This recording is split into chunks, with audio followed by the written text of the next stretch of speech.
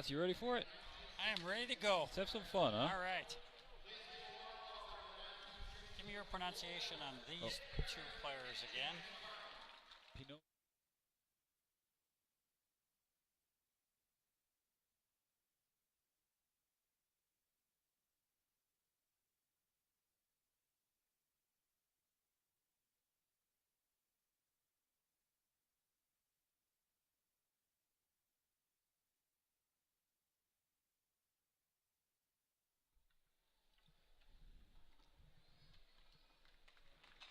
Live from the XL Energy Center in St. Paul, Minnesota, we have the 2018 USA Hockey All-American Prospects Game. Alongside Brian Lawton, I'm Steve Nelson. We're honored and happy to have you with us here on Hockey TV for the 7th annual edition of the AAPG.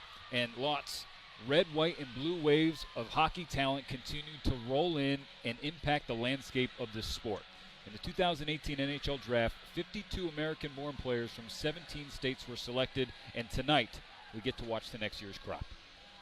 Yeah, it really is. This is probably one of the more innovative ideas that USA Hockey has come up with in the last few years, and it's tough for them to keep creating such great ideas as I look back at how much USA Hockey has changed, certainly back to 1983 when I was selected in the draft. It's really been a treat to watch the growth.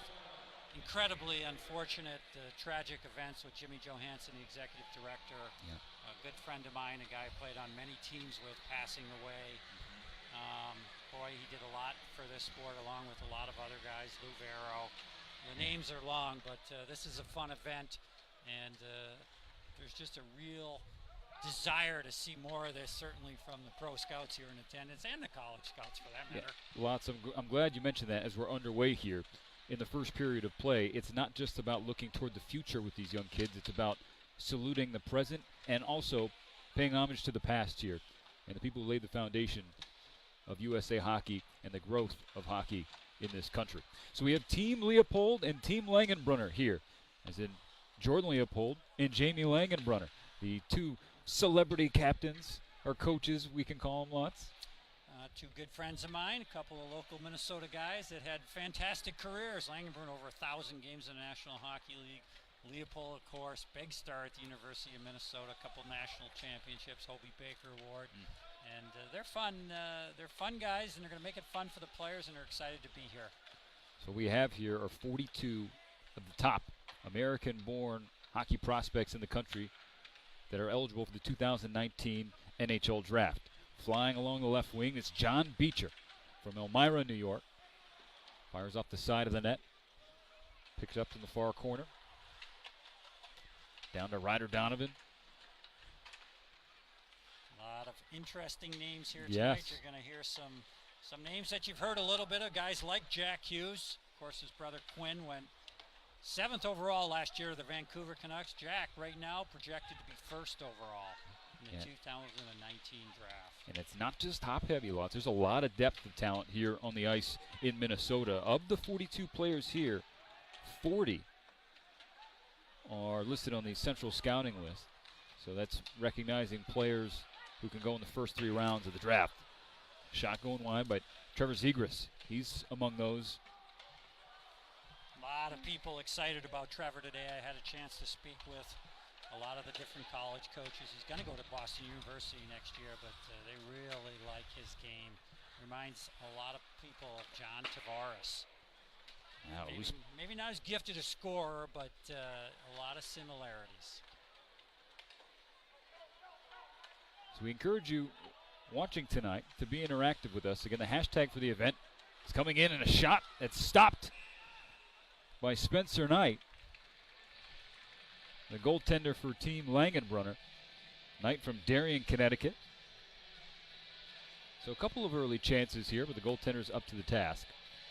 But we encourage you to be interactive. AAPG is the hashtag. And if you have any questions for Brian Lawton about the event, about these players, feel free to fire away on social media. We'll do our best to answer those questions. Heck, if you just want to shout out the player or players that you may be watching, you can do that as well. Team Langenbrunner on the offensive. Puck turned over. Here comes Team Leopold. Ryan Drakulik bodied up there on the far circle. Picks it back up to the point. So far, it's been pretty much all Team Leopold in this game, as they've certainly controlled play early on. They're highlighted by that top line that features Jack Hughes, of course, his line mate Cole Caulfield from the U18 team, also playing with him. There's a lot of familiarity there. And Robert Mastrosimone, the third member of that line. So Knight will get things started for Langenbrunner. And we have our first whistle of the game here. 3 minutes and change in. Good start for the players. They're kind of trying to feel each other out as a team, and for the guys that aren't playing with a familiar face, and there's a lot of them in this game, they got to kind of get a little bit to get the legs under them, right, Lots? Get the legs under them, figure out who they're playing with and what style of game they play. Most of these kids know each other because they're so interactive now, growing up in the USA Hockey system, that they see these other players more than ever. They communicate more than ever with social media. It's a different world in the hockey world today than it was just 10, 15 years ago, and I think it's a better one for the most part. Here comes Jack Hughes controlling the play through the zone. Works his way in, fires. That one stopped by Knight. Hughes, the projected #1 pick of the 2019 NHL draft. Showing some of that dynamic offensive flair that he possesses. He's a guy that, as you watched him maneuver there around the right D, just kept the puck out of reach. A little bit deceptive, in my opinion, Nelly. When you watch him play, he can turn it on at a moment's notice. As you see right here, he comes through the neutral zone, enters the offensive zone, sneaks by, gets a shot off, which is sealed off nicely right there. And the first real quality scoring chance of the game. Draw controlled by Team Langenbrunner. Michael Koster, the top pair D-men. Langenbrunner has it coming in. Firing, that one stopped by Rowe. Nice job of Rowe getting out of his net there and cutting the angle down. Didn't give him much to shoot at. That was a dangerous opportunity. And that was Matt Boldy on the scoring opportunity from Millis, Massachusetts. Boston College commit, currently playing for U.S. National U18 team in the USHL. Well, I know it's early, but when I spoke to a lot of folks today, Matt Boldy was a guy's name that just kept coming up. Bob McKenzie, he's got him listed as the number 15th ranked player. These rankings are going to change a lot over the year, but it's events like this that will move guys around, believe it or not, and the players realize that. That's why you're going to see a supreme effort in this game. This isn't a Sunday skate for these kids. No, it's a spectacular showcase in its 7th year, the 2018 All-American Prospects game. If you're just tuning in on Hockey TV, alongside Brian Lawton, I'm Stephen Elson. And Watts, you have an interesting perspective on this game. It's a turnover. And Team Leopold able to recover, and now they have numbers going the other way. That's negated by an offside call. But Watts, you were the first ever U.S.-born player to be selected #1 overall in the NHL draft. So you know what some of these kids are going through, being a highly ranked, highly touted prospect. What is life like? Because I don't know what that is. This year is an interesting year for players. Today, I would say wholeheartedly that there's more pressure than ever on guys. When I was coming up, certainly my draft year, there was many other good players I were aware of, but we didn't see them very often, and information was scarce. Not the case today.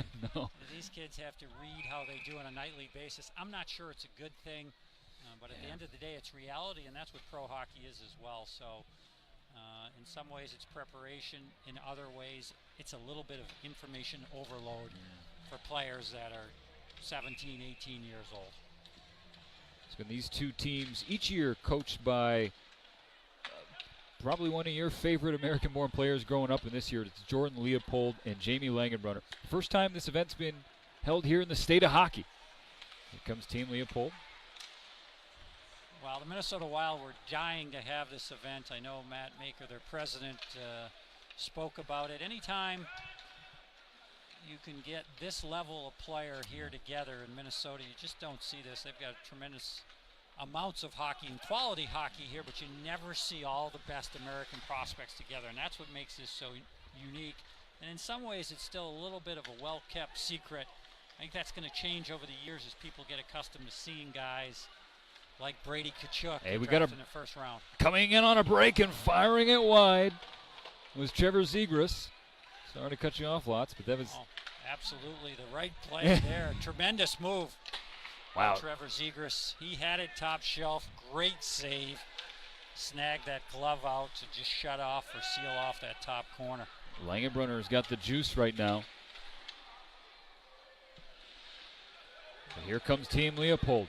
3-on-1. Jack Hughes centering. One fired wide. What a golden opportunity that was right there. Jack Hughes, he just has a way of making plays. There's no way he should have got that puck over to Cole Caulfield. He still did. Unfortunately, he didn't bury it, but what a play by Jack Hughes, showing some of his patience and skill. High skill level in traffic. That's why he's rated #1 right now. He's not the biggest guy. It doesn't matter.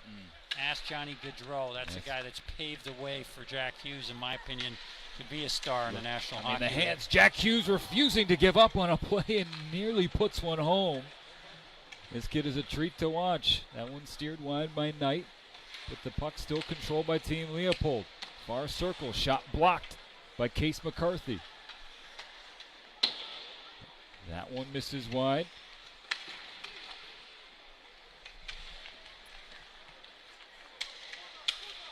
Cole Caulfield loses track of it. And Team Langenbrunner is able to get the puck out. Caulfield, another one of those guys rated in the top 20 for the NHL draft. A Wisconsin commit. I had a chance to catch up with Marco Siki today about him. They are very excited about this diminutive one. Another odd man rush for Team Leopold. In on a break, and a spectacular stop by Spencer Knight. John Beecher, the Michigan commit, showing some of that speed off, bursts in. He's a big man at 6'2", 201 pounds. Great skater, does everything well. Talked to Billy Muckalt, the associate coach at Michigan today, about him. They're really excited about this young man attending next year from Elmira, New York. He looks smooth for a big kid at 6'2", 200 plus. But Spencer Knight up to the task. Knight, a Boston College goaltender commit, part of the USA national team right now. Let's go back to that play earlier by Jack Hughes. You want to talk about a slippery, greasy player that's not afraid of traffic. That was all of the attributes of Jack Hughes at work there as he slid to the middle. Defender couldn't quite knock him down, got a piece of him, but not enough. Still gets a golden opportunity of a shot off right from the slot. That is a high-quality scoring chance. I think we're going to continue to see that all night long as Jack Hughes gets an opportunity to show those high-end skills off. And if people aren't yet familiar with the name Jack Hughes, just to give you an idea of some of the talent and production he's already displayed in his young career. Last season, the 2017-2018 year, he had a Team USA U17 record, 116 points. There's 40 goals and an NDTP record, 76 assists. Now the 116 points was 1 point shy of Austin Matthews' single season record for the program. He knows how to put up the points, is the moral of the story there. Absolutely, and he does it in a different way than Austin Matthews. Austin Matthews can do it just about any way, including run you over if he feels like it. Right. He's got that kind of size and strength. But Jack Hughes, you got to credit USA Hockey for what they've done, and a lot of rule changes and things they've created center around safety in the game, and that's where USA Hockey's been out in the forefront, in my opinion. Back comes Team Langenbrunner with great patience. Was Nick Robertson, but Cameron Rowe, again, the goaltender's coming up big here. Nick Robertson from the Peterborough Petes in the Ontario Hockey League, showing a little bit of toe drag right here. Whoop. As he walks the defender, gives him the whoop-de-woo. Mad scramble ensues, but can't get it past Cameron Rowe. Cameron Rowe, Nebraska Omaha commit. So good pacing thus far in the first frame of the 2018 All-American Prospects game. A centering attempt for Team Leopold, tipped wide. John Faranucci, what a centering play that was. The Harvard commit. Love that. Judd Caulfield held up there by Ethan Frisch, but Langenbrunner has it. Nice defensive play from Reinger Kulik to get the puck back for Team Leopold. Near side boards, centering it was Danny Waite, son of U.S. Hockey Hall of Famer Doug Waite. It's great to finally see Danny. I've talked to Doug in the past about him, and Doug won't be coaching the New York Islanders next year, obviously. They've made some changes in the offseason, but it was a hard decision for Doug to have to give up some of the time he was spending with Danny as he's come up through the ranks. I'm sure he's going to welcome that opportunity to have a little bit more free time this year. Team Leopold back in the offensive zone again. Picked up by Zach Jones. And we'll have our stoppage here with 9:37 left in period number one. With Brian Lawton, I'm Stephen Nelson, the 2018 AAPG. AAPG is the hashtag here if you're wanting to get involved with the broadcast. Again, you can fire away with any questions for Lots. Tell you about some of these players or this great event that provides players with an opportunity to showcase their talents ahead of next year's NHL draft. And 2018 saw a record number of AAPG alums selected. Record tying number, I should say. Rome makes another stop. I think we're going to continue to see records broke, Nelly, from USA Hockey as the game continues to grow. We were talking earlier before the game started, and I was trying to explain to you how essentially when I was younger, 90% of the players came from the Big M states, Massachusetts, Minnesota, and Michigan, of course. Man, has that changed. For the better. It's awesome to see. We have 17 states represented here tonight from coast to coast. Alaska, California, Florida, and of course those 3 M's, as you mentioned, included as well. Love to see the places like Arizona and Texas and Florida. And you got to give a lot of credit to the National Hockey League for some of those things with their pro teams down there leading the way. But USA Hockey has really filled that void in underneath the pro level. The pro teams have helped get some rinks built down there. USA Hockey has put the structure in place, the programs in place that are getting kids away from maybe football and baseball and basketball and playing hockey and having great success at it. Jack Hughes there in front, along with Robert Mastrosimone, who just whiffed on a chance. Hughes controls, centering attempt is snuffed out. And an odd man rush for Team Langenbrunner. Across, firing and scoring is Arthur Kaliev for the first goal of the game. Yes, sir. That was textbook, Watts. That was a beauty right there. What a setup. I believe it was Turcotte. Let's take a look again at this one and see who made the pass off to Kaliev. But he made no mistake. The pass was perfect, right in the center of the body in the wheelhouse. It allows him to shoot in one motion. Doesn't give any opportunity to the goaltender to get off. Look at the hands and vision by Turcotte. A little bit of roll of the wrist there. Fakes like he's going to shoot. Watch him right here. Just drop the shoulder for a second. Whoops, and then moves it over. Pulls the goaltender. He has to respect the threat to shoot. Yeah. That gives the extra eighth of a second. That's a wide open 6x4 goal right there for Kelly. What a beauty. But here comes the Team Leopold. Right back and responding. Cole Caulfield evens things up. Well, I was told to expect a lot from this young man this morning at 5'6". He's really built a name for himself playing on a line with Jack Hughes. Going to apply his trade next year at the University of Wisconsin. And the best or most common way I heard to describe him is he's Johnny on the spot. And when he gets an opportunity, he's an opportunist. A little bit like a Cam Atkinson in the National Hockey League. A guy that also doesn't need a lot of room, but when he gets an opportunity, he buries it. That's what Cole Caulfield reminds me of, and you saw it right there. A little bit of a look off, and he shoots it 5-hole. Yeah, he didn't have a lot of space or room to work with there. But nonetheless, 1-1 here with less than 8 minutes to play. You know, it was all goalies for a while there, and, you know, after last year's AAPG, where we had 11 combined goals, I thought, man, you know what, this might be for the goalies here in 2018. Not so fast. We're off and running. It took about 10, 12 minutes for the players to get into it, to kind of get over the hump of, okay, we got a real game going on here now.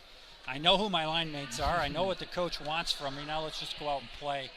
And the skill level's taking over. The goalies have been really sensational for me, Nelly, in that first 10, 12 minutes still, making some key saves at key times. But I'd expect this one to open up from here as well. He's Brian Lawton. I'm Stephen Elson here. We have our second timeout here in the first period as we're tied 1-1. Jamie Langenbrunner from Cloquet, Minnesota, the head coach of one team, and Jordan Leopold, pride of Golden Valley, Minnesota, head coach of the other squad. And again, it's awesome to see this event held here in Minnesota for the first time, as the state of hockey led all United States with more than 57,000 registered players last year, Lots. It's incredible. I live in Edina, Minnesota. A couple of players in this game tonight from Edina, Minnesota, which isn't really surprising. Nearly 2,000 registered players in Edina between boys and girls. It's incredible. All my children came up through the system. Ben Brinkman, of course, one of those players from Edina. Already enrolled at the University of Minnesota. Yes, already playing collegiate hockey. And then, of course, Grant Silanoff, who was down at Shattuck, left Edina, and is playing for the Cedar Rapid Rough Riders right now and looking to have a big season this year. All right, here comes Team Langenbrunner. Coming across to Case McCarthy at the point. Fires through traffic. That one's tipped. Near side boards. Controlled there by Silanoff. He loses control of it. Nice play there by Cam York. Hey, as an Orange County kid myself, Lots, you know I'm going to love seeing Cam York do some work from Anaheim Hills. A lot of talk about Cam York here as the premier defenseman in this event tonight. Some interesting news on Cam. He decommitted from Boston College recently. Not quite sure where he's going to end up now, but I know for a fact it's going to be at an NCAA institution. I just couldn't tell you which one. But he's a guy that's very highly regarded, not only by many of the coaches in the NCAA, but by a lot of pro teams. They're excited about his potential. Reminds him a little bit of Quinn Hughes, maybe not as dynamic offensively, but a lot of other similar attributes in terms of transitioning and puck movement. Very, very interesting young player. He's now one of a few uncommitted players playing in this game. And this showcase, and we think we got more than about 130 NHL scouts here, but also coaches as well. Yeah, and just to finish on that Cam York point, some people may not be familiar with the fact that David Quinn took over. The former Boston University coach was hired as the new head coach of the New York Rangers, and one of the gentlemen he hired was Greg Brown, who was formerly the D coach at Boston College. I know. And that's the way some of these things go sometimes. An opportunity for Team Leopold. Stopped by Spencer Knight. That was Danny Waite who fired the shot. Puck loose behind the net. Waite centers it. And good work there from Matt Boldy to get a stick on it. Looks like the apple doesn't fall too far from the tree with Danny Waite. Doug, of course, incredibly high hockey IQ. That was his best asset. He used it well, scoring over a point a game back in 2000, I recall, with the Edmonton Oilers, playing with another American player, Billy Guerin. What a dynamic duo those two were. Gosh, I mean, Doug Waite, again, a U.S. Hockey Hall of Famer, Stanley Cup champion, played for Team USA 9 times internationally. Just a great guy. I've had an opportunity to get to know Doug over the years. And tremendous player, tremendous human being. Puck centered, goes off a skate. John Prokop now has it. He fires in front. That one goes wide. Centering again. But here comes Team Leopold now. 5 minutes left here in the first frame of the 2018 All-American Prospects game. Working in Ryan Jerkulik. He's bodied up behind the boards. Jordan Leopold giving the green light to his defenseman early on in this one, as we saw Cade Weber essentially trying to lead the rush on that last play. And that's the way kids play nowadays. I love to see it. Get a chance to showcase their skills. They're aggressive. The 4-on-3 is the new 3-on-2 at the youth levels, and it's good to see as those defensemen get the green light to activate more and more. Jordan Leopold, the former defenseman himself. Sure, wouldn't mind seeing some of these young D-men put up some points in the AAPG. Leo was never afraid to activate himself at both the collegiate and professional level. Really smart defenseman that really was dynamic the year he won the Hobey Baker for the University of Minnesota his senior year. What a special campaign that was for him. That was incredible. Capped it off with a championship to boot. Second for him at the U of M. All right. Stroh-Simone with a little backhand, nifty, but stopped there by McCarthy. Now we're up. Caden Bolson. Puck loose.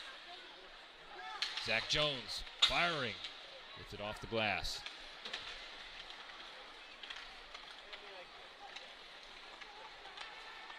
Change for Team Langenbrunner. So Team Leopold has an opportunity. Centering chance.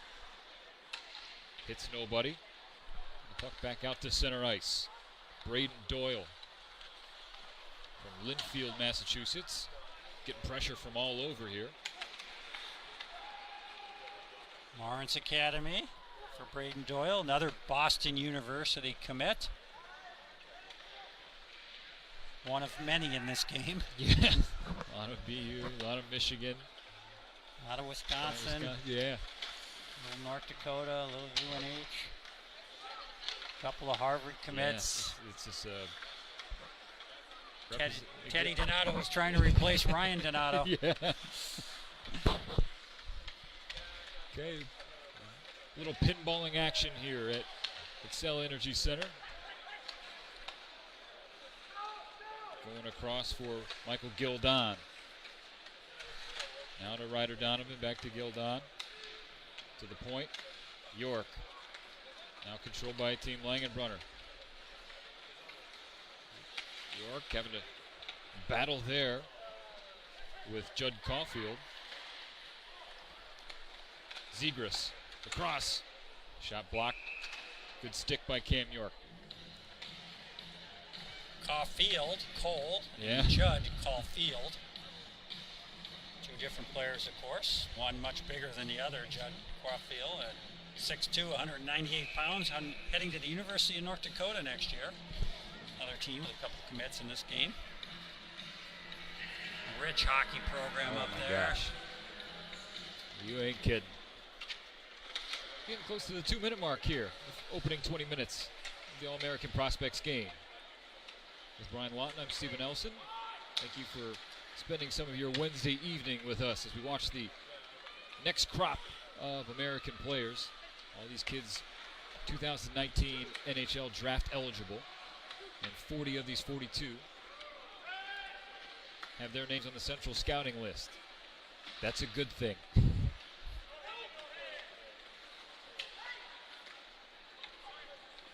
Boldy. Right there. Yeah, funny. Interesting chance for him. Matt Boldy with the through the legs. Got a solid shot off, but as you often do when you make that play, you tend to hook it a little bit. The goalie right in the center. And look at Cameron Rowe. Another beauty from one of these goaltenders here. They've been up to the task.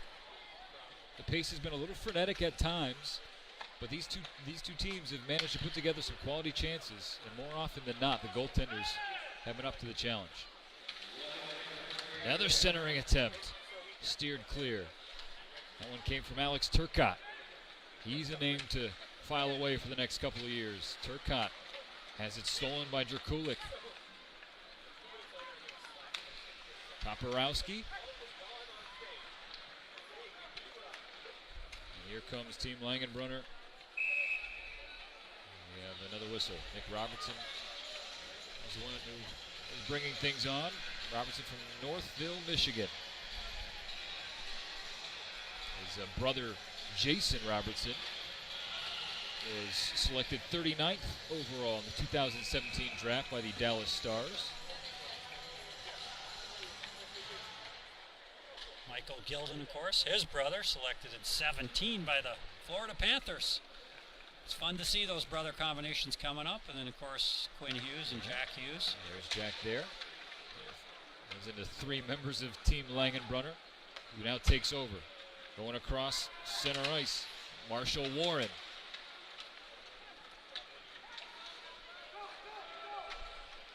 Down to the final 10 seconds of play here in the first period. And it looks like we're going to head to the intermission with a tie game. 1-1. Goals from Kaliev and Caulfield have things even up here. Lots, your first impressions of the first frame? It was a good period. Shots were 9-8 for Team Langenbrunner, but at the end of the day, both teams had a lot of quality scoring chances. It's clear this is going to be an offensive game, but you got to credit the goaltenders on that one because they both made some big saves. This could easily be a 3-2 game right now after one. Instead, it's not. And I think that's a good thing because that's going to drive the competitive level, I think, for both teams. Guys want to score in this game. They want to get some points. They want to show their skills. That's what a lot of these players are known for. Not everybody. You've got some guys that are really attentive on the defensive side of the puck in this game as well. Maybe a guy like Owen Lindmark comes to mind. And certainly we've got a number of quality D, but it's the offensive guys, the Jack Hughes, the Cole Caulfields, the Alex Turcottes, guys like that that are known for scoring, and they expect to put some points up, and you can rest assured we're going to see more than 2 goals in the second period. You know, you hit on something that I wanted to get your perspective on a little bit more. Playing in a game like this, a showcase where you have hundreds of scouts in the stands watching you, coaches watching you, it's only natural for these young men to want to turn things up a notch. Hey, I don't know how much ice time I'm going to get. I'm going to want to maximize that as much as possible. Just playing in an event like this can be difficult for a young player. Yeah, psychologically, there's a number of different factors you've got to deal with. Probably the biggest one, and I dealt with this in the World Junior Tournament, is what do you do in regards to the line mates you get? You have no say over it. You have no opportunity to change it. It's just kind of luck of the draw. I thought the coaches, both coaches, quite frankly, did a very nice job of distributing ice time. There wasn't anything over-leveraged one way or another. That's the first thing you want to happen as a player is make sure you get an opportunity. The second thing is who you play with determines a lot, and that gets overlooked. Totally. Every guy out there, you can rest assured at the forward side of things would love to be playing with Jack Hughes. Yeah, I want to be playing with Jack Hughes. Yeah, but there's other guys that know players as well that they know they play with. They may or not be playing with them. Those are all the things that go into being a quality prospect. How do you deal with things like that? How do you deal with maybe line mates that you're not crazy about or that you just haven't had a ton of time to gel with as well? Yeah, it's a part of what makes an event like this so unique. And this one is special. If you're not familiar with the All-American Prospects game, this is an event, as Flotz alluded to earlier, that is just, it's only getting bigger. It's only growing as now 41 AAPG alums have made their NHL debut, Lots, and that is an outstanding number. And you think about all the guys who have come through and now are in the show. What's really incredible about that stat is that this is the seventh year. So that's just from that's 6 seasons. Classes. There's a lot of high-end players that are attending this game. And Shane Gersich, the first ever alum to win the Stanley Cup, doing so with the Washington Capitals earlier this summer. But a lot of the biggest names, young names in the sport, Brock Besser, Alex DeBrincat, Jack Eichel, Seth Jones, Clayton Keller, Casey Middlestat, Matthew Tkachuk, they all left their mark on this game and this event. And we're not talking about average players in the National Hockey League. We're talking about guys like a Seth Jones that will probably win a Norris Trophy someday. A guy that, let's be honest, his father was obviously an NBA player. Decides to take up hockey, really plied his trade as a youngster in USA Hockey in Colorado. And where he's at today is really remarkable. He is a big-time talent that I think one day will have his name on the Norris Trophy. I'm sure he hopes one day he has his name along with the Columbus Blue Jackets on a Stanley Cup. A couple of friends of mine right here. Yeah.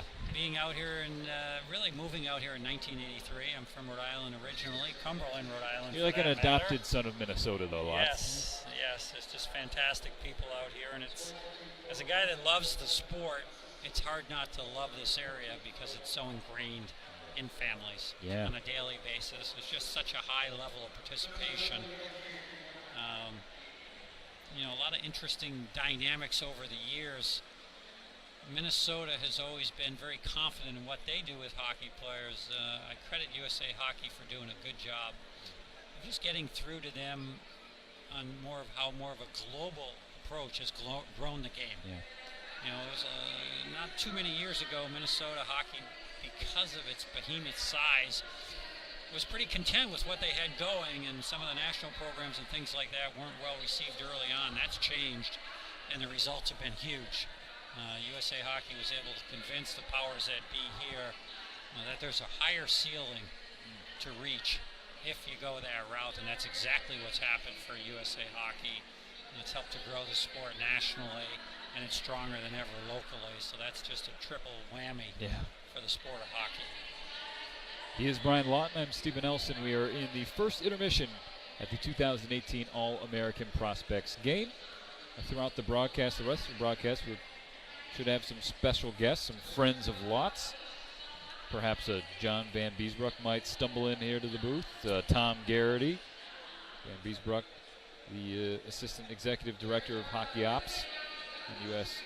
and, of course, a member of the U.S. Hockey Hall of Fame. And Tom Garrity, the President and Commissioner of the USHL. All friends of mine. John Van Biesbroek played on a number of tournaments, including a World Junior, World Championship with John. Tremendous human being. Big shoes to fill, obviously, with the tragic events for Jim Johansson, but John is going to do a fantastic job. He's just in the infancy of starting this change for him, and I think USA Hockey made a nice selection in bringing Beezer on board. He's really a forward thinker. I'm excited to see him carry on so many of the great things that they have in place, but also to continue to innovate, which is, as I mentioned earlier, it's getting harder and harder to do. Sure. USA Hockey has really been hitting on all cylinders. There was a time when, quite frankly, we just couldn't compete nationally, globally, the way we wanted to, and that's not the case now. USA Hockey is in a dominant position, in my opinion, along with Hockey Canada. Right. They're just a step above everybody else. The commitment, the quality of athletes that they're getting, the amount of energy, time, and resources that they're putting into the sport is really paying dividends in terms of growing it globally. And it's not just the success maybe that we see with some of the high-end guys.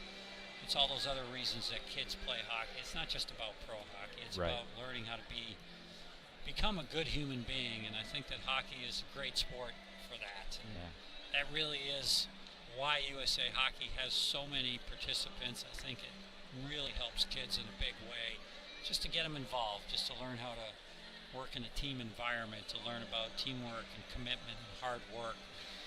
There's just so many benefits that, we're talking a lot about the Jack Hughes and the Austin Matthews and the Jack Eichels, the guys that are going to make tens, if not hundreds of millions of dollars playing the sport, but there's a whole nother value to it that just gets undersold.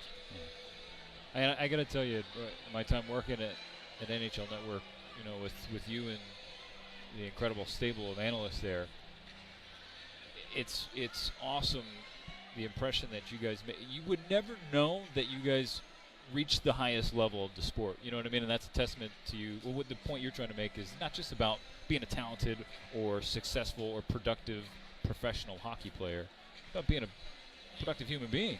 Yeah, I think deep down most hockey players are very humble, and it's just something that you kind of learn from playing the sport. There's a lot of quirky things with hockey, getting up early to practice, picking up pucks, things like that seem simple, that are so critical to development of young people. And I know they seem simple, but they're not. No. Hey, Watts, we have about 8.5 minutes before the second period begins here at XL Energy Center, and we got a special guest here, and someone you know a little bit, don't you, Watts? Yes, I do. We'd love to welcome in John Van Biesbroek. Thanks. We were just talking about you. A guy we're excited about in his new role. Yeah. My ears were burning, I guess. No, I was telling good stories. Yes. They're not bad ones. Okay. All good. All right. Yeah. Congratulations, seriously. Thanks. Yes, I appreciate that. And we appreciate you hopping in here. Yeah. Your first impressions of the first period? It was good period. Little spirited. Exchanged some chances, but I thought the goaltending was real good. But we have some real strong forwards. I mean, this group of 0-1 forwards is pretty deep and quick. And I know people talk about Jack Hughes and being the potential first overall pick, but you can see that out there with Turcotte and how he could freeze the play and make a play. And Matt Boldy, who's really strong. Just a nice group. Yeah, what a gifted skater Matt Boldy is. I really enjoyed watching him play that period as well. Okay, Beezer, you're in the new role. I'm excited for you as a former teammate. I'm thrilled for you personally. I think you're going to do an incredible job. How's it been so far? I mean, obviously nobody likes the circumstances, you included.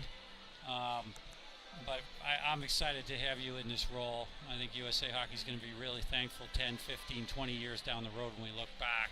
But how's it been for you, your impressions so far?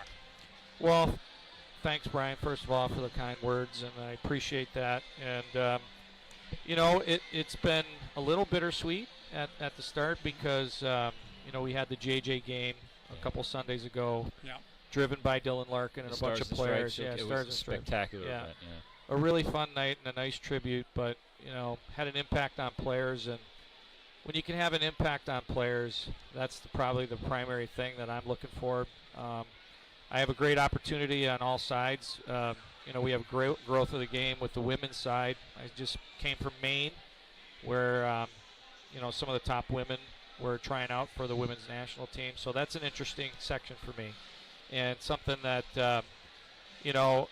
it's hard to get to know real quick, and it's a total different realm. And so a lot of time of observation, and we'll see how that goes. But that's been a big, steep learning curve. In our sled side, where we have a lot of disciplines now, that's also my department.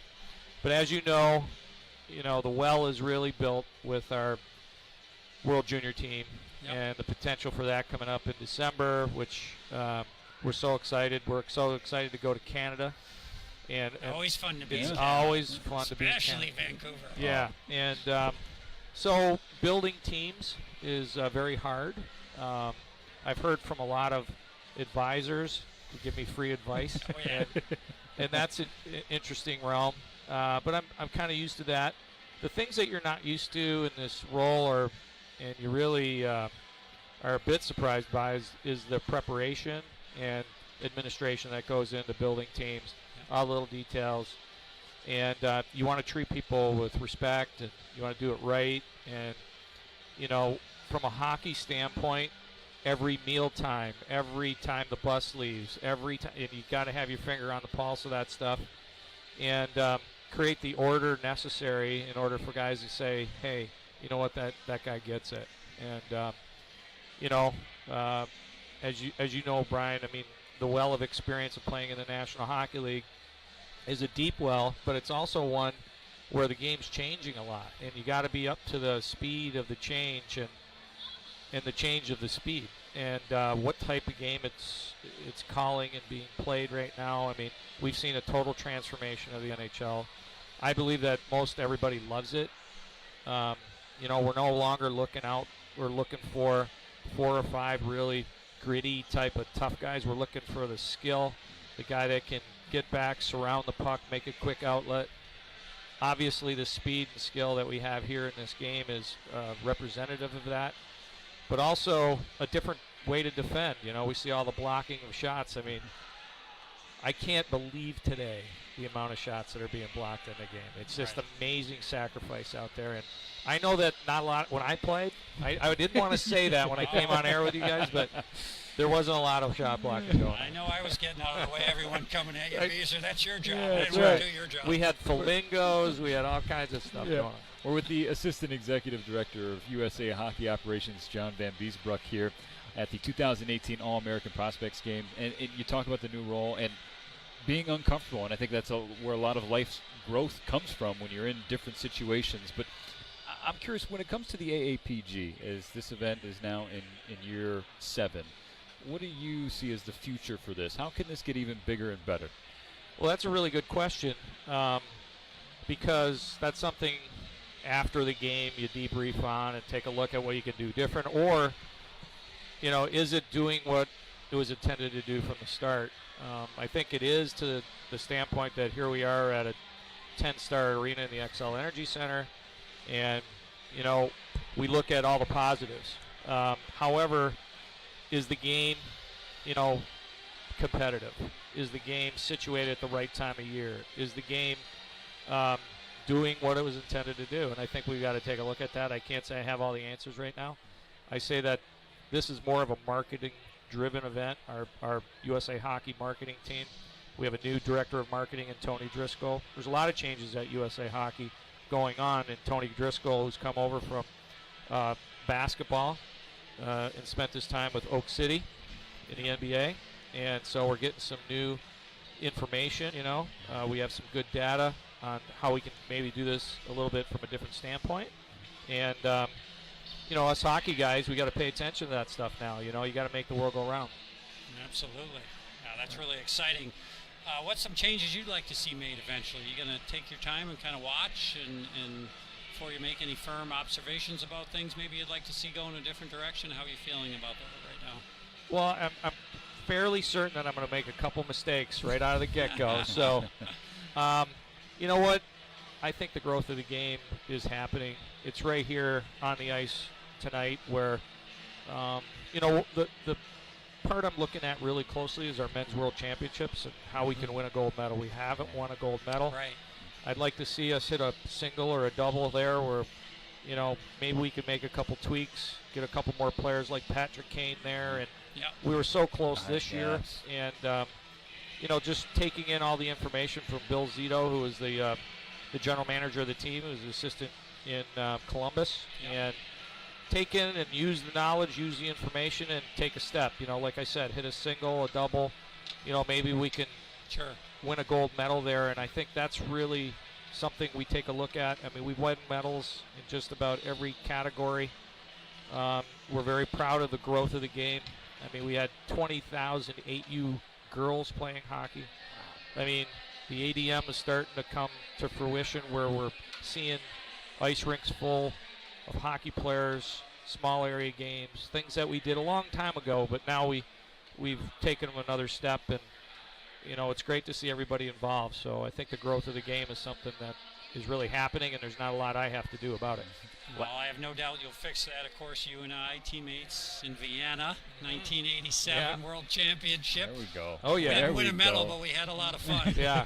We won a different medal. That's right. Hey, Beezer, one more before I let you go. I know, listen, the new role, it's going to take some time to settle in. I don't want to wait for your assessment of the two head coaches we have had here today, Jamie Langenbrunner, Jordan Leopold. What do you think of the job they did this first 20? What can they work on? They got a lot to work on, actually. But a couple great Minnesota natives that played a long time, had great tenures, 17 years in the NHL between them, you know, or each. So we'll enjoy the period. Let's get back to the action. Thanks for having me on. John Van Beesbroek, the Assistant Executive Director of Hockey Operations for USA Hockey. Beezer, thanks so much for the time. All right, Lots, we're underway in the sandwich stanza here. A tie game, 1-1 at the 2018 AAPG, the All-American Prospects game. Goals in the opening frame from Arthur Kaliev and Cole Caulfield. Kaliev played for the Hamilton Bulldogs in the OHL. Caulfield for USA National U18 team. And here comes Team Leopold with an early chance. Steered clear by Spencer Knight. Spencer Knight back out for his second period of work. Love the play right there from Jack Hughes, recognizing he didn't really have time to just get that puck over slowly to Mastroianni, and he just zipped it to him, created a golden opportunity for him. Again, if you're watching on Hockey TV, we encourage you to get involved in the broadcast. There's a shot from Team Langenbrunner, fired from Marshall Warren, that's steered wide. But AAPG is the hashtag, and if you use that, I'll be monitoring your questions. Puck loose in front, and that's easy money there, Lots. Yeah, that was a rebound that Cameron Rowe just could not get over for. It looked like the shot was coming right at him. It was deflected. But there's that man again, Matt Boldy. Wide open for Boldy, and he's having himself a game out here. There's a reason why he's rated 15th right now. Watch this initial shot attempt right here as it gets deflected. And you can see that Cameron Rowe is forced to commit to the shot.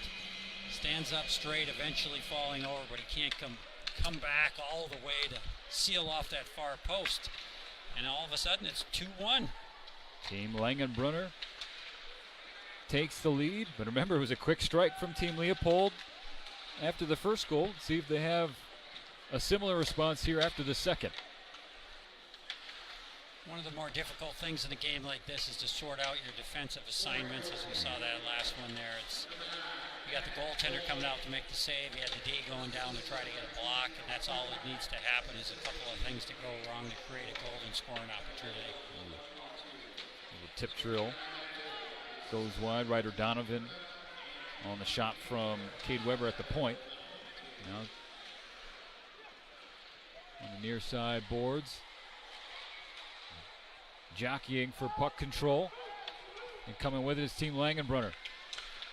There's another good stick from Michael Gildon to send things the other way. Nick Robertson, his shot stopped. Trevor Zegras, one of the many talented players, rocking number 11 for Team Langenbrunner in white. The blue numbers, Team Leopold wearing blue with red numbers. First icing call. So we had John Van Beesbrook as our first intermission guest. May have another one or two stop by here throughout the rest of the broadcast. But Cade Weber's really impressed me so far through a period in a few minutes here. The big blue liner from River School High School from Medville, Pennsylvania. He's an interesting guy. I think a lot of people are going to take notice of him if he can continue the way he's played so far in the first period and change of this game. Now the puck just bouncing around in front of the Team Leopold net.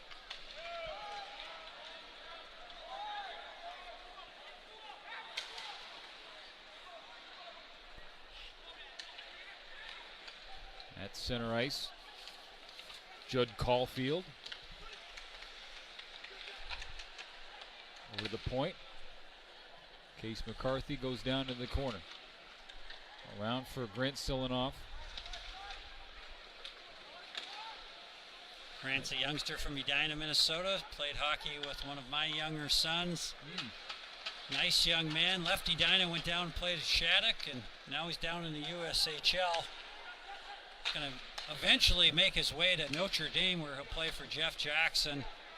He's a guy that the world's changing. Has been committed for nearly 3 years now. Gosh, he was very productive at Shattuck St. Mary's. Of course, a powerhouse program in its own right, to say the least.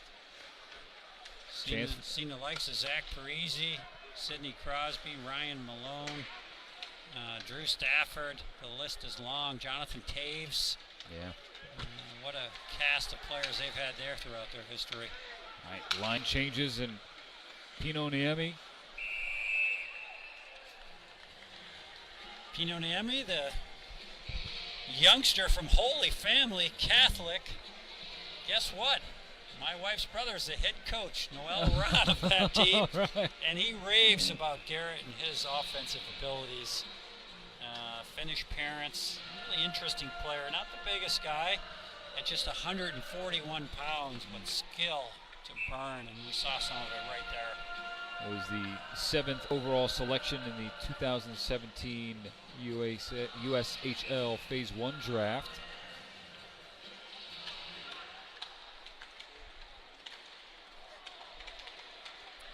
So here comes Team Leopold. Oh, first penalty. Hey, we'll get to see some special teams work here, lots. Maybe a little high sticking right here.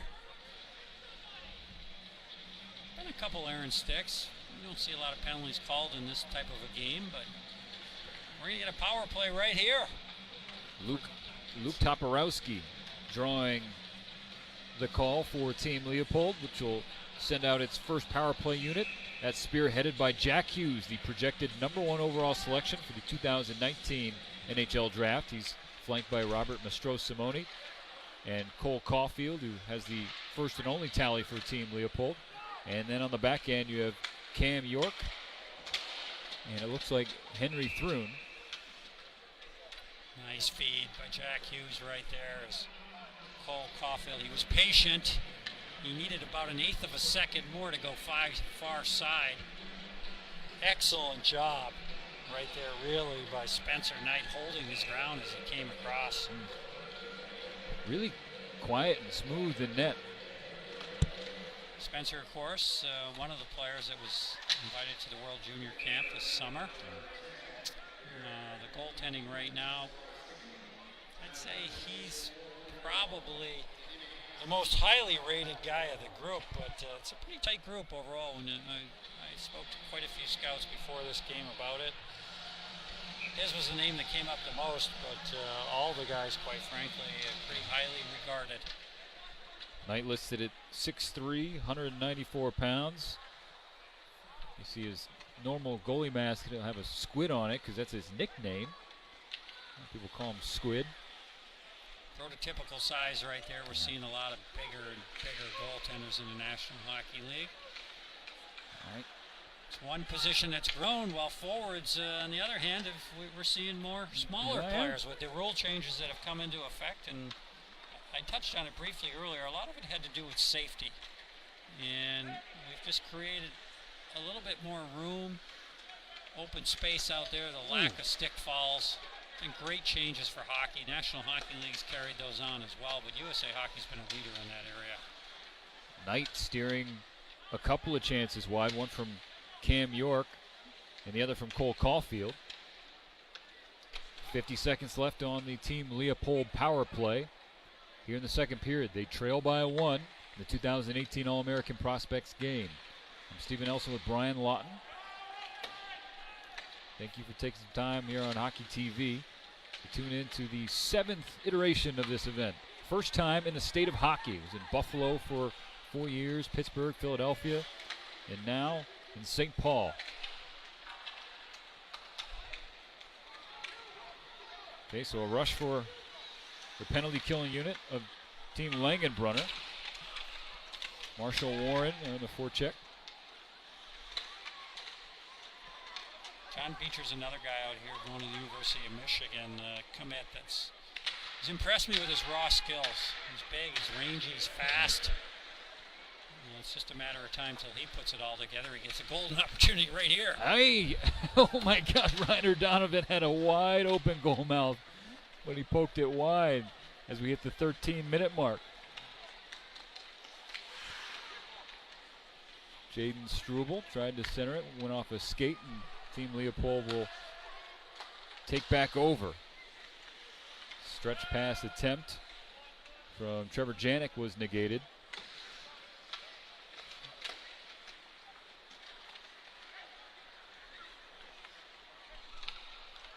Robertson dancing into the zone.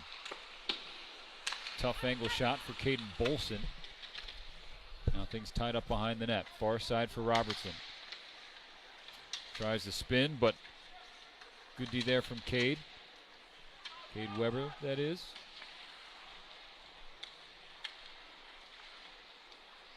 Robertson's a guy that's impressed me in this game, and he's got some nice skills, a lot of confidence with the puck. Development of a player, I mean, these are not finished products that you're seeing here tonight. Some of the players are, but there's some guys in this game that they've got a million miles to go still in their development, and they will. They've got the opportunities out there, whether they're going to apply their trade in the USHL or get into collegiate hockey, where there's a lot more practices maybe than you see, and certainly in the CHL in Canada, there's no comparison to it for players developing. Shane Pinto tried to drop it to Austin Swankler. Instead, it's controlled now by Robertson, but he's smothered by the Leopold defense. And back to Shane Pinto. From Franklin Square, New York, tries to dance through but can't get by Struble. Robertson, lengthy shift for him. He's pressured by Braden Doyle. It's great to see the New York, New Jersey, Philadelphia, Pennsylvania corridor really coming to life with quality hockey players. It's been great to watch. Trevor Zegras is denied by Cameron Rowe. The first goal of the game for Team Langenbrunner, Arthur Kaliev, Staten Island. Right. That's a place that's only produced 3 NHL players, 2 currently, Kevin LeBanc, San Jose, Zach Aston Reese. Nick Fodio, if you go back, he was, he was an awesome player for the Rays. Just fit New York perfectly, did he not? Oh yeah, absolutely. I think a lot has to do with, for the kids, they still take a lot of their cues from what's going on with the pro teams, the Rangers, of course, Stanley Cup in '94, finals just a few years ago, maybe about 5 right about now. But you're absolutely right. I mean, Cam York, a young player you talked about a lot already in the broadcast. What sparked his interest? Well, growing up in Anaheim Hills, that 2007 Cup run by the Ducks. Sure. And you're absolutely right. That does a ton, and that all comes back to the work that NHL franchises have done in the community, whether directly or indirectly. Yeah, and I think for the Ducks, they had a run obviously against New Jersey where they came up just a little bit short. Yeah. But it's taken off in the areas where teams have done well. Yeah, and right now we've got more parity than ever in the National Hockey League, and there's opportunities for literally every team on a yearly basis. Last year, Colorado, New Jersey, they both finished last respectively in their divisions, and they both make the playoffs. Could we see that again this year with Arizona and Buffalo? Maybe. Maybe, yeah. I know that a lot of folks in Buffalo are hoping so, as well as down in Arizona. Okay, some speed here coming out of the timeout. Less than 11 minutes to play here in the second period. Team Langenbrunner 2, Team Leopold 1. Matt Boldy, who had the go-ahead goal, looking for another chance. Sends it back in to his own zone for Zach Jones, who mishandles it. Ryder Donovan, Luke Toporowski.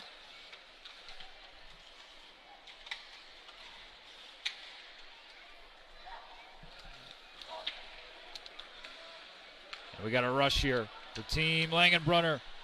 Looking to go top shelf was Owen Lindmark. But Cameron Rowe said no. Owen Lindmark's a guy that reminds me a lot of, he's going to the University of Wisconsin, another former Badger and local Edina product here from Minnesota, Paul Ranheim. It's a right shot, he's got that blazing speed, he's heavy on the puck.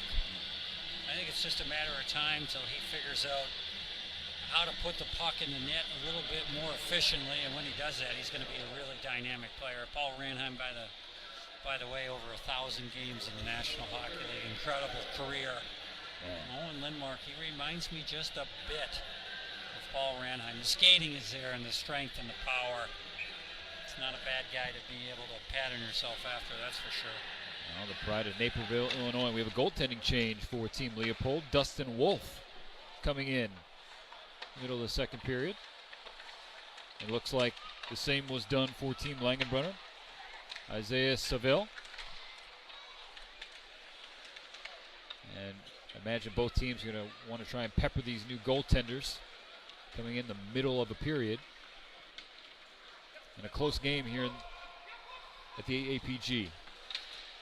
Pretty good showing, obviously, for Spencer Knight and Cameron Rowe. And I find it doubtful that the next two guys, as the game continues to open up, we're seeing quality scoring chances. Hopefully both these two young men, and Seville and Wolf, can be just as sharp. Otherwise, this game could easily jump out of hand. There's just been that many opportunities. Little toe drag there from John Farinacci.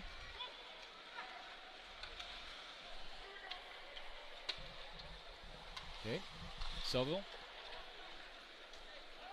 plays the puck, and it's now controlled at center ice by Ethan Frisch and Team Leopold. They have the numbers, and that one goes off the left shoulder of Seville.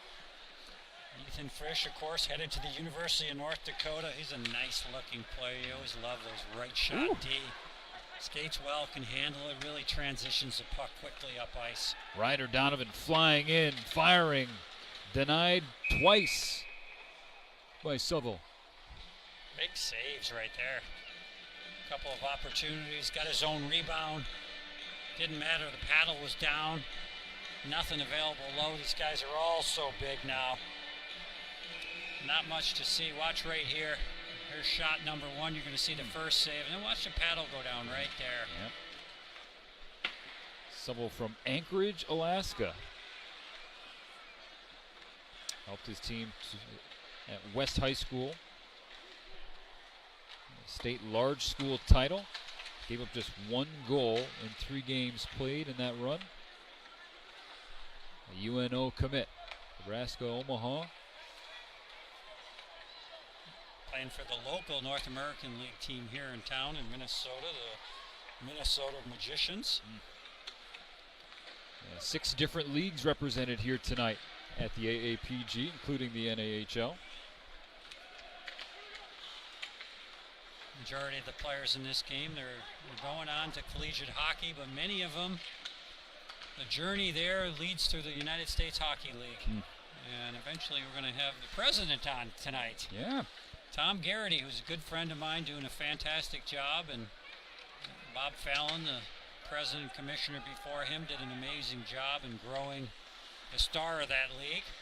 And there's a lot of teams now that are just over the top scouting it.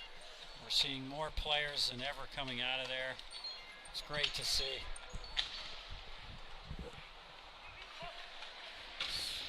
A little more than 7 minutes left in the second period. Is a big collision there at center ice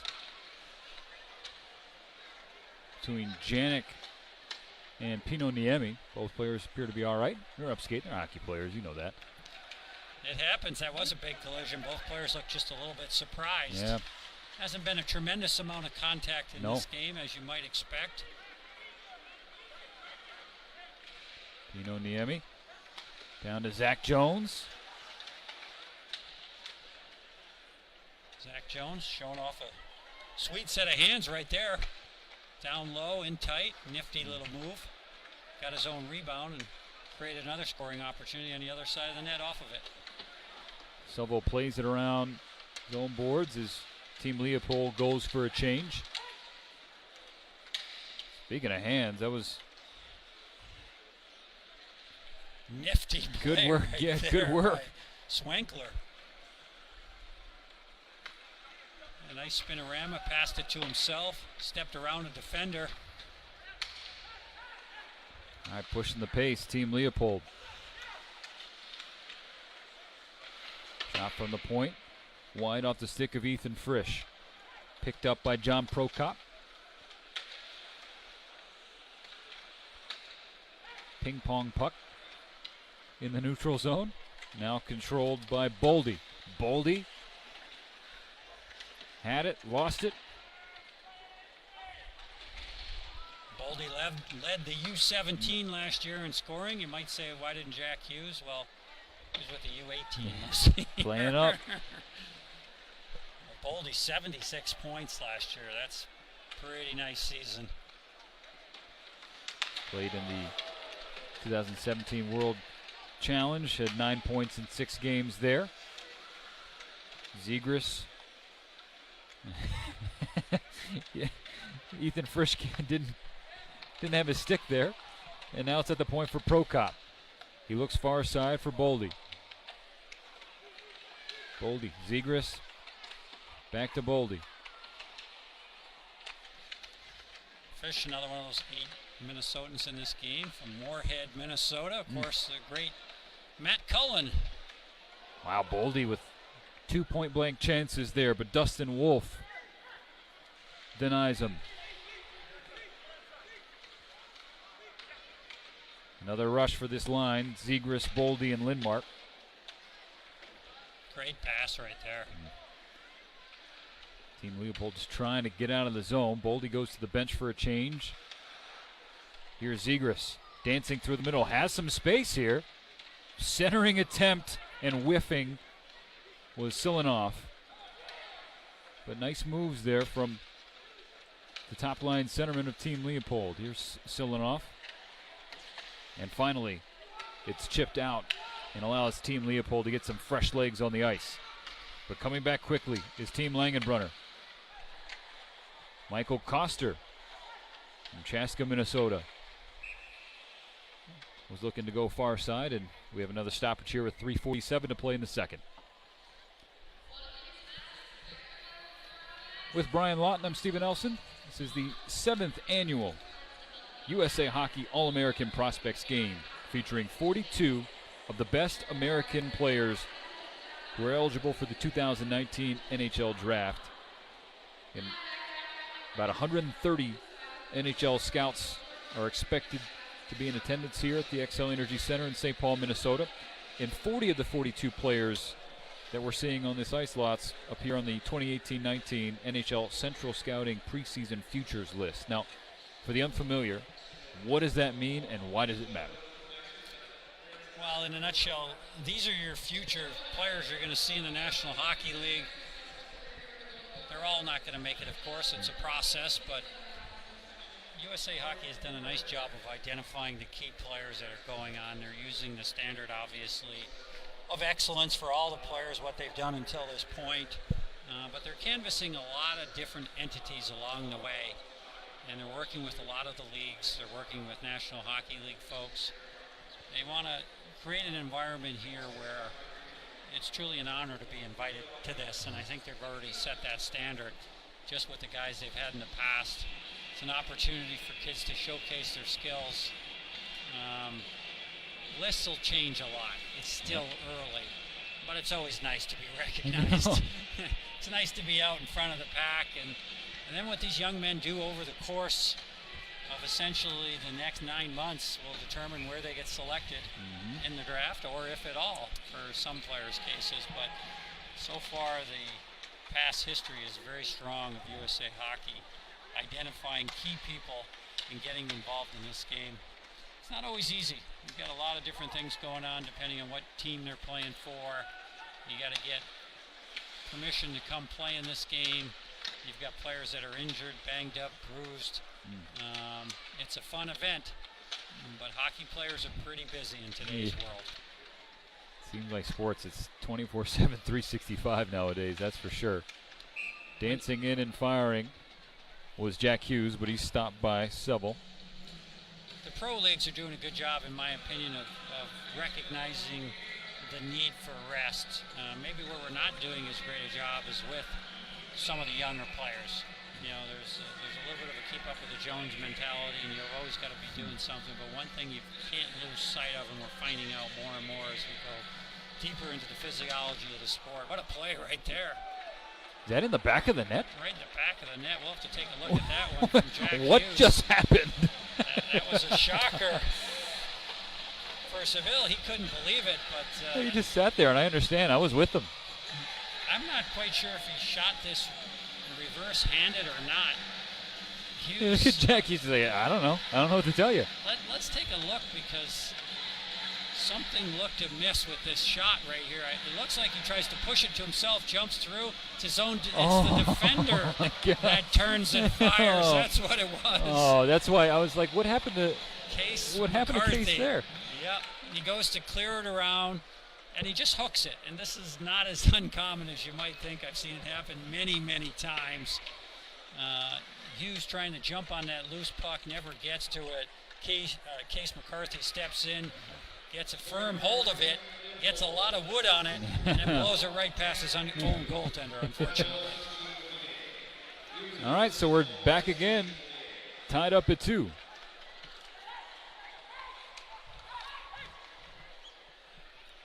Here's McCarthy.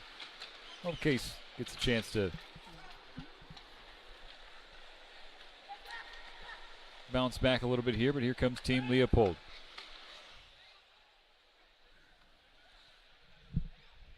.225 left in the sandwich stanza, as some may call it.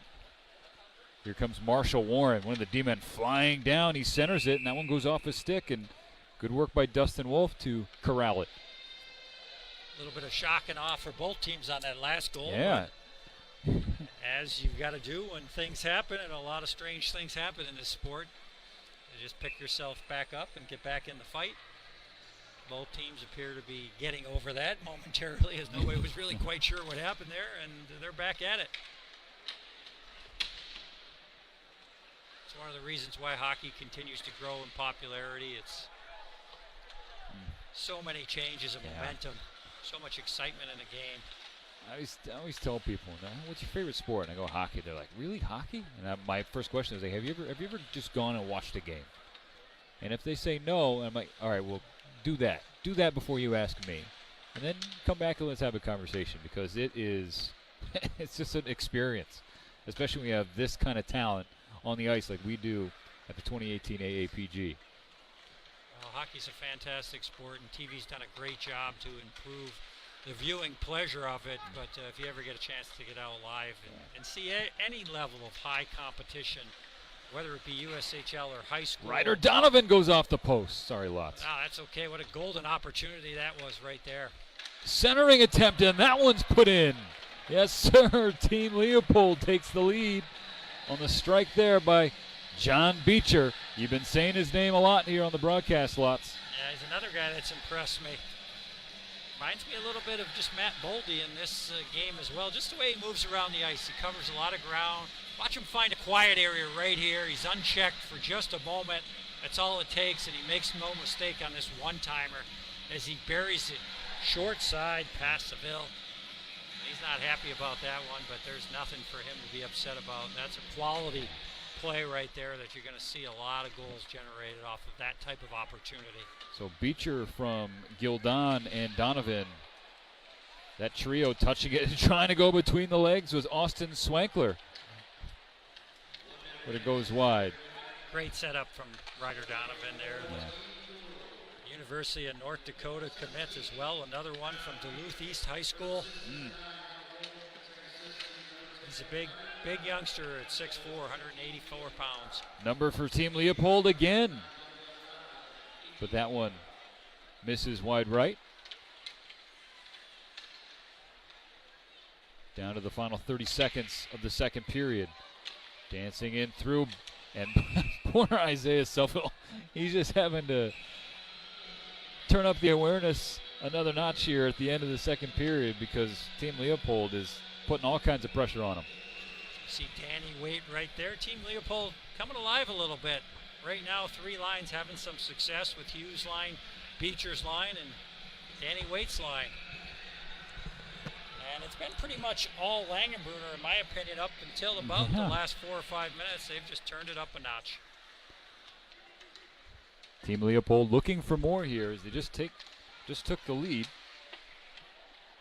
on the go-ahead goal by John Beecher after an own goal on a clear attempt from Case McCarthy. Ended up in the back of his own net. Final 10 seconds. Again, Toporowski. These kids got some skill, folks. That much we know. So the horn sounds, and each team will head back to the dressing room, get one last breather before the final period of play. But I'm with you there, Lots. It seemed like that game was there for the taking for Team Langenbrunner. But Team Leopold sort of weathered that storm. Had some good stops. And then just turned it on there at the end. Intensity level dropped just a little bit for Team Langenbrunner, while on the other side of the coin, Team Leopold picked it up a bit, and all of a sudden the ice felt tilted for the last 5-6 minutes of that period. Team Leopold eventually capitalizing on two of them, one by an unforced error, so to speak, by Case McCarthy on a clearing attempt. Then that last one, which was just a beauty, Beecher stepping into a one-timer, perfectly paced pass from Ryan Donovan, and all of a sudden it was 3-2. That's where we're at now at the end of 2. All right, we had John Van Beesbrook, the Assistant Executive Director of Hockey Ops for USA Hockey, last intermission, and now we have another special guest, Lots, here on the broadcast at the 2018 AAPG. I can introduce this young man. I if know. You'd like me to. He needs no introduction, as he'll tell us in a minute. Nice to meet you, But too. it's the Commissioner, President, Grand Poobah. What Yeah. else can we say of the United States Hockey League right now? Tom Garrity, welcome, and thank you for joining us. Thanks for having me. Good seeing you guys. It's great to see you, Haven't as seen- always. See you on TV, but never in person. No. Yeah, so You know, we try to stay busy. you're doing Not- a good job of it. Not as busy as you, though, No, with sir. this new role. Yeah, it's super new, and I'm just hoping I don't screw it up. Oh. And I've tried already. Well, things have been going very well the last few years for the United States Hockey Yep, League, so Yep. you know there's some room there for you to screw it up. Ah, but yeah? I wouldn't see that happening in a million years. Well, you know, as you know me, and everyone who knows me, it'll take me a little bit of time to screw it up, but I'll get there. I bet you might give me a year. Well, Give me a year. listen, Let's be serious here, Steve. I will stop. No, Please no, ask I the love it. question. Hey, Lots, you know me. I'm Yeah. all for going off the rails as much as possible. Good. But with the USHL, you just had, the league's strongest ever showing Yep. in the NHL draft. 57 players? 57 players, yep. I mean, so you got to be feeling good about that. Yeah, I take full credit for it, too. I was on the job for about 3 months, so I showed up, and Yeah. it was a pretty cool thing. But, yeah, I mean, again, to be in Dallas and to see all the kids getting drafted and their parents and, you know, the coaches and everyone that's been a part of their lives, and to see that happen was pretty cool. Something that Lots and I have been talking about throughout tonight's game is just the explosion of hockey in this country. Yep. And in areas that you didn't typically talk about, aside from the 3 M's, the big M's, states like Dallas, Yep. or states like Texas, excuse me, I know That's all right. geography. That's right. How proud are you to see the growth of this game? Well, I mean, again, I grew up in Wisconsin, and even where I'm from in Wisconsin, there wasn't a whole lot of hockey, so to speak. You know, you'd think there would have been a lot more, and it's blowing up even where I'm from. So to see it, Wisconsin, even getting stronger, but all over the U.S., it's pretty fun to see.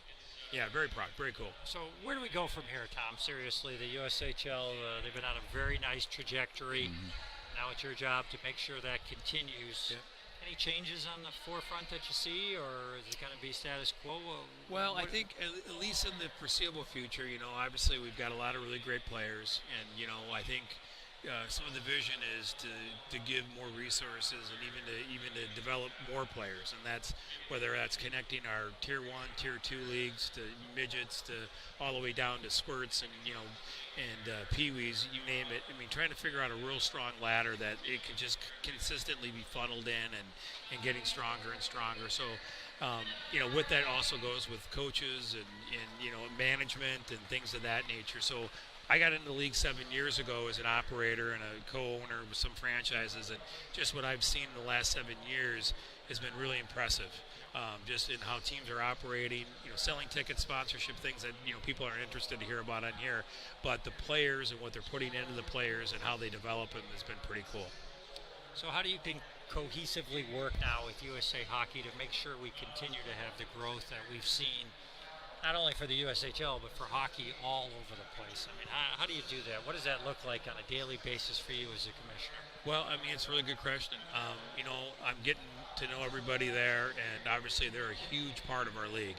And, we've recently signed a deal with the NHL, too, to help get involved in some of the platforms that they're interested in. and obviously both entities are interested in developing players to play in the NHL and play for the national teams and what have you. And so, how I work with them really is sitting down, and whether it's events like this or our top prospects game or our fall classic that's going to happen next week in Pittsburgh, it's just making sure that we get the right players in front of the right people and make sure that they're getting to the next level. It's a multi-pronged effort, right? Growing the game in this country, and so sort of applying some of the things that you talked about with the USHL in conjunction with USA Hockey and some of the other, grassroots programs around the country. You guys continue to push the ceiling. So how far can you go here? What's the next level for not just the USHL, but the game as a whole? I think the growth has unlimited opportunities, and I think when you even look at our league, the development teams, the 17 and the 18s, have a lot of kids that are getting obviously picked in the first and second, third rounds. But now you're starting to see, the Sioux Cities and the Sioux Falls and all the other teams are getting kids that are getting drafted as well too. So you're getting, again, that funnel that's just getting bigger and bigger. And hopefully, these, kids that come into our league, the North American League, anyone who's playing junior hockey has a chance of going to D1 or playing college hockey and ultimately playing in the NHL. You have 30 players playing in tonight's game? 35. 35. And trust me, someone told me that. So I'm not going to win any stat battle. What impressions have they made on you? I mean, it's amazing. I came with a buddy of mine from Sioux Falls who's a cop who was involved with our team there, just a good supporter of the Stampede. And we were sitting there watching the first two periods, just sitting over in the corner there, and it's amazing just to see the talent. It's unbelievable. What's your thoughts when USA Hockey calls and says, hey, we want 35 of your players? What's going through your mind? It's pretty exciting. Right. I look at it. The GMs in our league might have differences of opinions, but like even with our development teams, the 17 and the 18s, when those kids get called to play for them, when Sioux Falls, we had Bellows, Kiefer Bellows, Sure. and he left, and for us as a team, we were disappointed because he was such a big part of our team, but we were excited that he could go represent the country, and that one of our players was considered to be one of the top prospects. So I think when they call and ask us to have these kids in here, we're super proud. Some things are going right. Yeah, that's critical for things to continue on this trajectory, I think, is that symmetry and that really cooperation, because it's not always easy. No. People don't realize that, but I've been impressed with the job that USA Hockey's been able to do to get these quality players here, because it's not easy. Once the season starts, everybody kind of views the world from their perspective. Yep. This one right here, I think it's for the greater good of the game. I think there's obviously a lot of advantages for your players to get an opportunity to come here and showcase their skills, and I love that everybody's embracing it. Yeah, and I think too, when we look at, and again, I come from a different perspective sometimes, which may be good or bad, but if we truly believe that this is for kids to develop and to play, division, 1 or 2 or 3 hockey and then get into the NHL, you have to want them to get better and to have different experiences, period. And it might affect your team a little bit, but again, it's growing the game. Yeah, and what an opportunity for these young men to come here, no matter where you are on the pecking order, just to get an opportunity to see some of the other kids, and maybe, for me, moments like this were an opportunity to go in and say, geez, you know what, I'm not doing it well enough here or here. I'm not treating it this way. I had aspirations of doing something specific with my life, and every player has different aspirations, but what a great opportunity it is. And I commend you for your efforts and your cooperation. I'm not surprised knowing you and your background. I hope that continues in the future. Well, thank you very much. It's a wonderful event.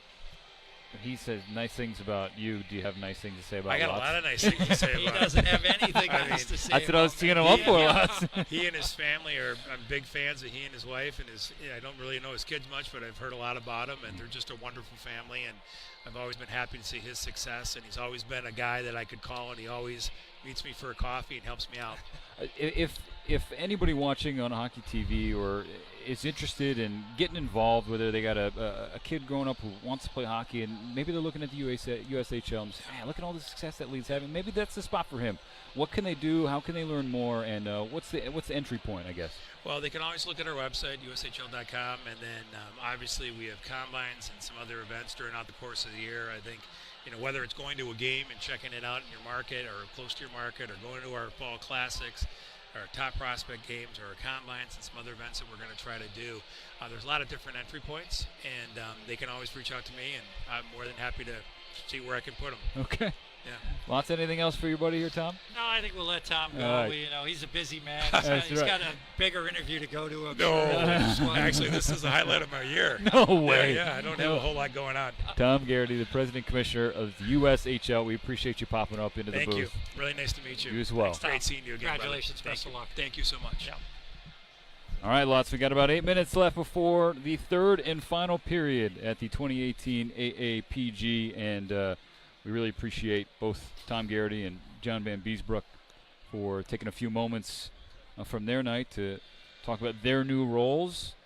Beezer with USA Hockey as the assistant executive director, and Garrity is the president and commissioner of the United States Hockey League.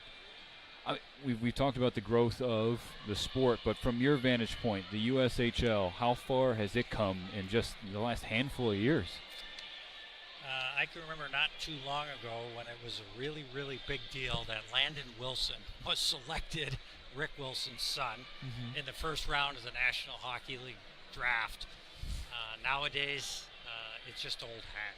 You can't believe how many teams. I think of a team like the Chicago Blackhawks and how much they've scouted the United States Hockey League and the quality players that they're getting out of there, and other teams following suit to a big number, and that's why we're seeing records set for them. Kids are, I think they're seeing the wisdom of continuing to develop your skills, no matter whether your goal is to go on and play collegiate hockey or to go on and play professional. The USHL has just raised its own star, so to speak, in terms of being a place where you can go and develop. You're going to get a tremendous amount of games, but you're also going to get a good environment where kids continue to go to school. They continue to have quality practice time, a much heavier schedule maybe than you see at some of the high schools, but they seem to still work together cohesively for the most part. And it's really the place to be, in my opinion. You know, it's just a part. I think it dovetails nicely with what USA Hockey is doing. You know, keeping more players in the country, keeping more players focused on schools. Those are good things in the big picture. And No the doubt. USHL has been a nice landing pad for many, many quality players. And Landon Wilson was really out in the forefront. Nowadays, it's just a very common occurrence, and it's great to see. Like you said, old hat. Yeah, it happened 57 times this last draft where a player had his name called, and that player had ties to the USHL. That was a record, eclipsed the previous mark. It was 51. That was set back in the 2014 NHL draft.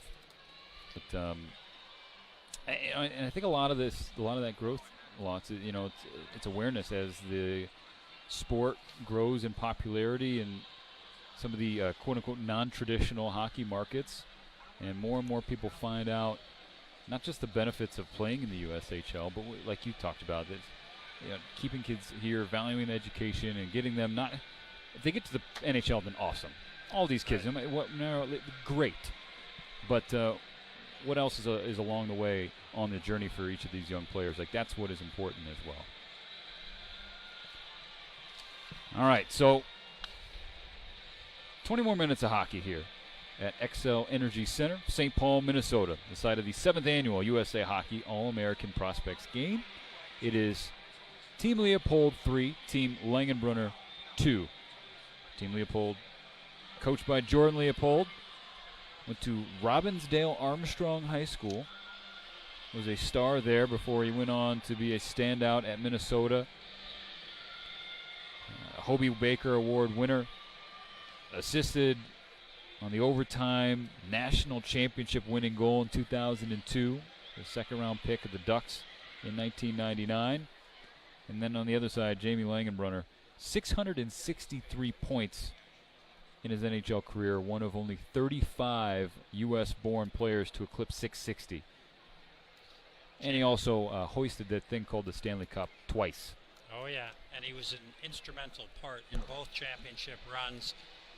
Jamie was a really interesting guy. He got drafted out of Cloquet High School in the second round, and when we were having our little media meal down there, I said, this is the gentleman that drafted him, Craig Button, back with the Dallas Stars, recognized.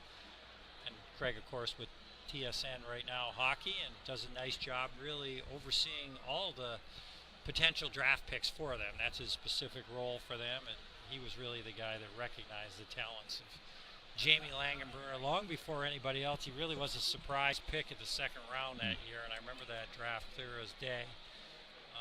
Had just a great family and a guy that just, it took him a little bit to get going, but man, once he got up and running, he was dynamic, not only for the Dallas Stars, but the New Jersey Devils as well. Eventually finished his career with the St. Louis Blues, 1,109 games. That is a lot of hockey games, and that's just regular season, nearly another 150 in the playoffs. Outstanding career, and had an opportunity to ask him about this event tonight, and he was just thrilled to be here. Yeah. I mean, won a silver medal with Team USA at the 2010 Olympics in Vancouver. Vancouver, the site of the upcoming World Junior Championships, and Jem Van Biesbroek talked about motivations there, trying to get a gold. That would be kind of special to do it there, north of the border, in a great city in Vancouver. Yeah, that was really interesting from John. I think that's some really heartfelt, honest evaluation, and you get that sometimes when you get a new set of eyes coming in. Yeah. I don't think John will make there's so many things that are working so well with USA Hockey. I think John will recognize that. The interesting thing for me is that USA Hockey, when I was playing, had a long way to come on the global stage. We really were, in a lot of ways, a second-rate citizen. That has not been the case. Many people at USA Hockey recognized it way back when. John would have been on the end of that as a player when literally we were flying over to Europe in coach in the smoking section to go volunteer our time to play for the U.S. The United States recognized that if we want to be elite, we got to treat our players elite. They've done that. Now I think they want to get to the next phase where they start to win championships. And traditionally, the World Championships hasn't been their strongest suit, but boy, I'm excited for the future. I think John's going to change that, and he's going to help instill, just get over a difficult hurdle, which other countries have been able to do, and that's why I know he'll be successful at USA Hockey, and that is to convince players that, yes, it's a long season. Generally, the guys we see that play in the World Championships are the ones that don't make it very far in the playoffs. That's how you become available for a World Championship team. But it was a nice little run this past tournament. It was. Yeah. It was, and just he mentioned Patrick Kane. Just getting a player like that to go, I think you're going to see that snowball, and you're going to see more of our elite players, and you're going to see our teams very, very quickly, I believe, winning World Championships, and it's going to be a big deal, and it should be. It hasn't necessarily been here in the United States the way it should be for as a quality of tournament it is, but it always has been for the Europeans, and Canada was quick to adopt it as well. So when that happens, boy, you got to rate USA Hockey as 5-star all the way around. That's really the last hurdle or challenge. They've overcome almost every other one. It's going to be really fun to watch that development. Exciting future. We are watching the future here in St. Paul, Minnesota. We are underway for the third period at the 2018 All-American Prospects game. It's 3-2. I'm Stephen Nelson with Brian Lawton. Lott's, of course, the first ever U.S.-born player to be drafted #1 overall. Here comes Robert Mastrosimone down the near side. Didn't get a good stick on that backhand attempt, so here comes Team Langenbrunner. Trailing by 1. Little toe drag and a shot from Kaliev, who already has a goal tonight. Nice set of hands on Kaliev right there. He's confident with the puck, that's for sure. Right to Staten Island. Was second in the OHL in scoring behind Svechnikov, who of course went quite early himself this last draft. Second overall, of course, to the Carolina Hurricanes, who were able to move up in the NHL draft lottery, and they were absolutely thrilled. New owner Tom Dundon down there. Got a little bit of luck and taking over the club and winning the lottery essentially to move up to second. Big time for them. We just saw a rush from a kid who might go #1 in Jack Hughes. He's now on the bench and watching Team Langenbrunner dance in front of the net. Puck bounces wide. They come back. Throwing that on was Matt Boldy. Jack's brother, of course, Quinn, was selected 7th overall. The Vancouver Canucks. We haven't started the NHL season yet, but That was some lovely passing from Team Langenbrunner. Even better goaltending from Dustin Wolf. another point-blank opportunity. I'm looking for a 6-5 final here. I'm going to go ahead and say it. We're not running the tape, are we? No. But you know what's interesting? Last year was an AAPG record, 11 combined goals. The year before that, 10, and then 10, 9, 7, and 7. Right now, just 5. Goaltenders finally could have their day in the sun at the All-American Prospects game. That hasn't really happened since back to about 12. Early on, we had a couple of guys who were absolutely perfect goaltenders, that is, in their half-game stints.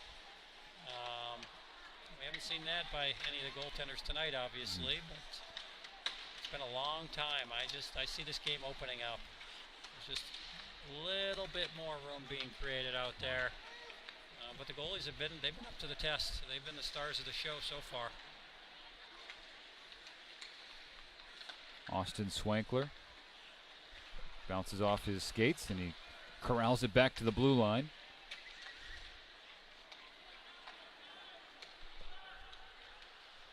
Henry Thrun now has it in the near side boards. Thrun's another one of those Harvard commits in this game we talked about earlier.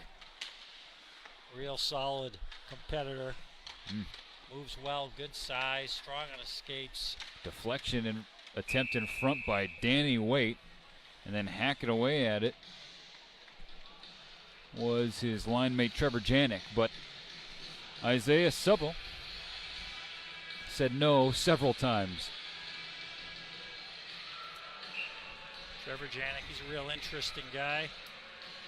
USHL player right now, committed to Notre Dame, where his father Curtis and his little brother Justin, his father Curtis played. Justin is committed there as well. Seeing more and more of that with schools. Just getting the family pipeline set up, yeah? So competitive at the NCAA level for good players. More schools than ever now. Up from the low 30s, over 50 at the Division I level. Places like Arizona adopting teams recently. Talk of more from some of the Big Ten schools, football-wise, that'll be adding hockey. The future's really bright. People are just catching on. These programs are pretty dynamic for the schools as well.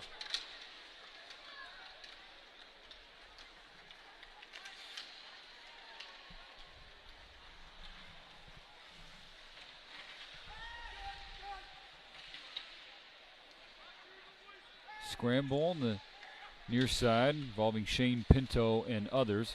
Finally getting it is Jack Hughes. He's dangerous now. Great move right there. Wow. That was a big-time save. So much speed from Hughes going across the face of Isaiah Subble. He's electrifying when he gets the puck, and you saw it right there. He's just got another gear. Looks like you've got him pinched off. He's not going to be able to turn the corner, and before you know it, he's around you. That was a very taxing situation for Seville.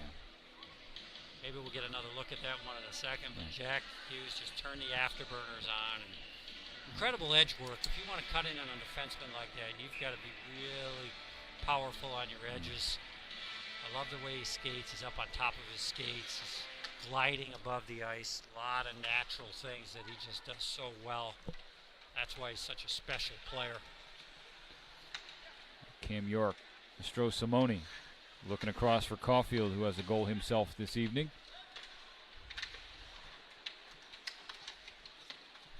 Here's Hughes, near side. Dancing back into the middle, but losing it and giving it up to Nick Robertson. Team Langenbrunner try and slow things up.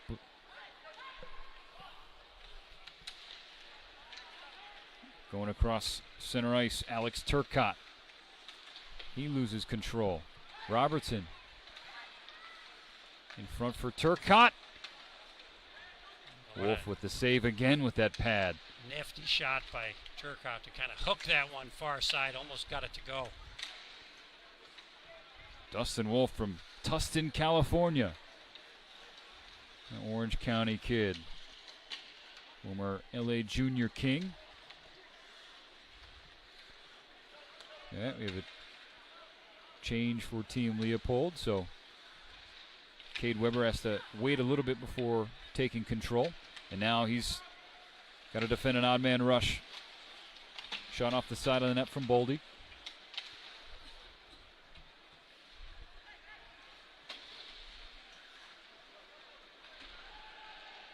Lindmark tries to keep it in, doesn't matter, as Braden Doyle now has it, pushes it up.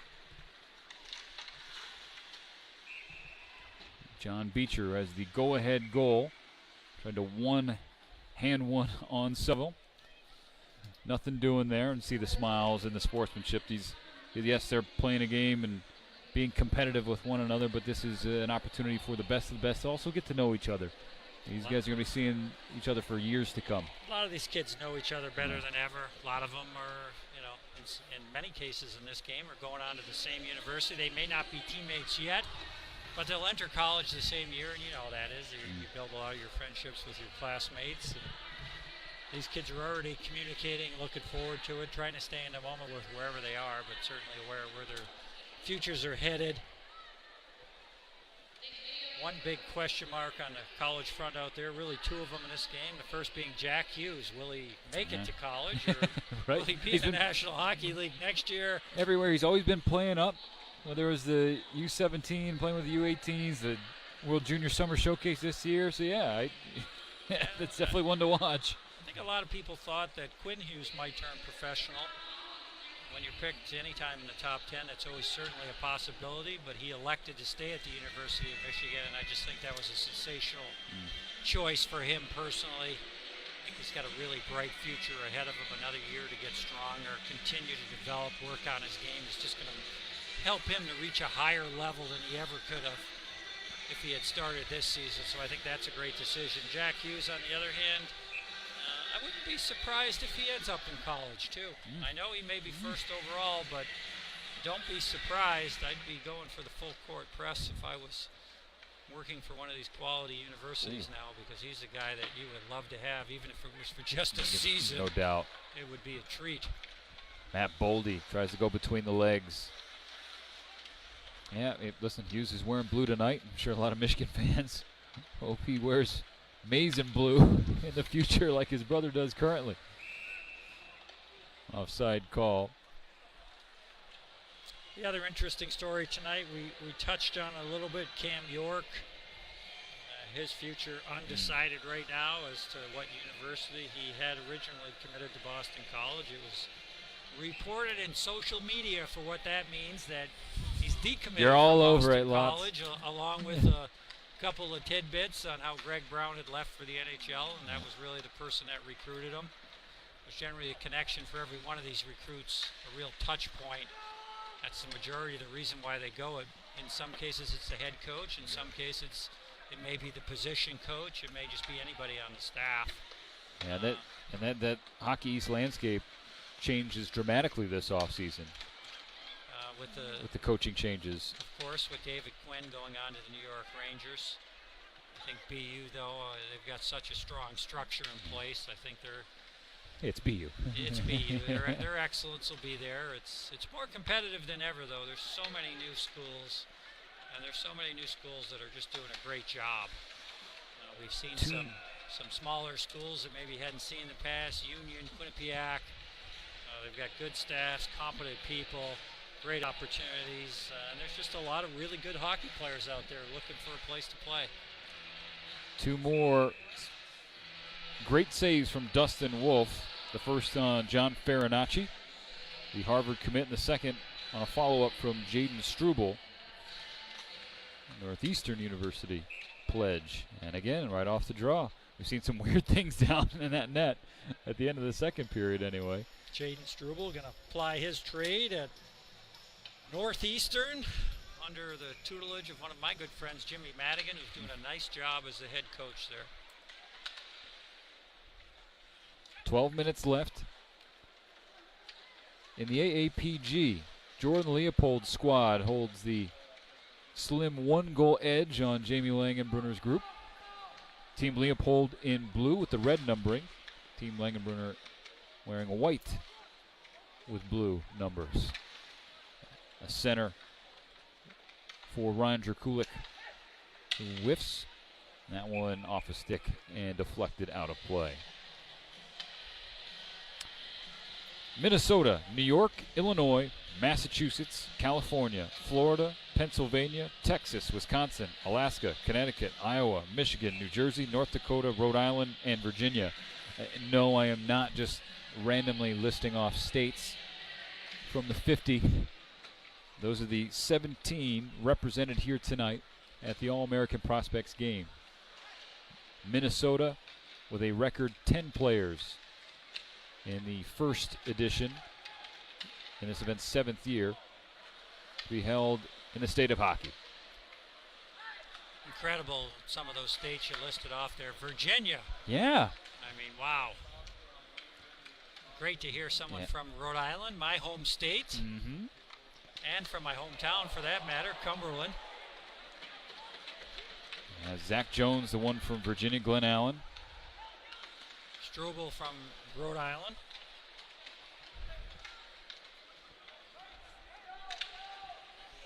Team Leopold, they really took control of this game, Nelly, at the end of that second period. But they've dialed it down a notch, and Team Langenbrunner hasn't been able to regain their own momentum of any consistency yet. Yeah, I'm just waiting for that one spark to really get things opened up here in the third and final frame. You figure we're going to see some more goals, but the way these goalies are playing, maybe I shouldn't disrespect them by saying that. They've been tremendous. The goalies have played good, and most of these players they're in a swing of things with whatever league or club they're at. Fairly short notice to fly in here yesterday, play the game today, and head back home tomorrow. It's taxing on the body. Oh, no doubt. And maybe we're seeing a little bit of that, a little bit of tired and heavy legs. That's to be expected in a game like this. John Beecher wins the draw and now controls it on the far side.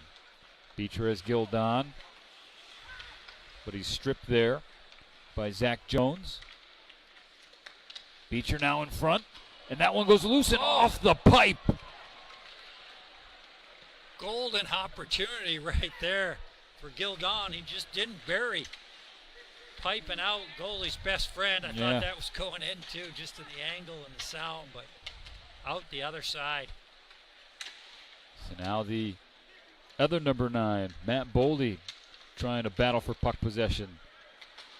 Instead, it's big Cade Weber with some massive strides from the D-men. Loses an edge on the near side boards, but his teammates pick him up, and we have a whistle.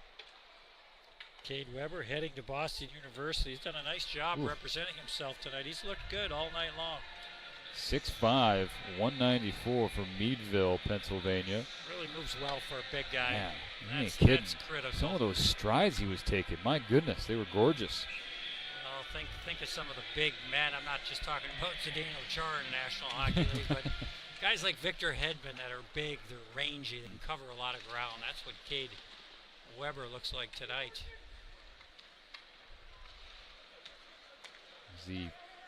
Weber's the first Pittsburgh Penguins Elite AAA program product to represent USA in a major international tournament. Did that at the Linka Gretzky Cup, where he had 2 assists in 5 games for the red, white, and blue. That's great to see for them, and of course there's been other players from Pittsburgh. R.J. Umberger comes to mind. The player has had an excellent National Hockey League career. Pennsylvania has 2 players here tonight, the other one being Austin Swankler from Irwin, PA. And I found it interesting, no Western Pennsylvania kid has been drafted in the NHL since 2013. Yeah, that is very interesting.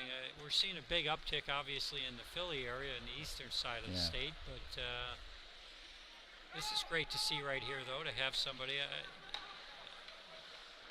I think with the Penguins' new practice facility is so beautiful there, and multiple sheets is more opportunity. It just comes down to communities figuring out a way to build rinks, and eventually the kids fill in, and And they're great enterprises in certain places around the country, not necessarily here in Minnesota where hockey is more of a civic venture from the community, but privately in a lot of these other areas where it's not as big, you're seeing some private operators do quite well. The more and more, the better they do, the more sheets they can put up and the more quality kids you see. And I think in terms of Western Pennsylvania, that's a big part of the battle. If they can continue to grow the number of rinks, they'll continue to grow the number of players, and you'll see more and more kids at these higher levels from those regions. Shot from the point, through traffic. Didn't get through all the bodies. Drew Hellison was the one who fired it. Now chipping it forward is Aaron Huglin.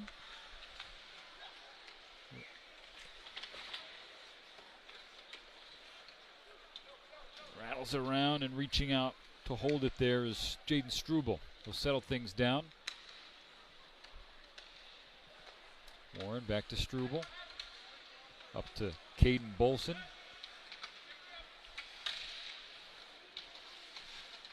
Bolson in the corner. Team Leopold comes up with it. Can't get it out of the zone, and throwing it back toward the net is Zach Jones. Ellison now.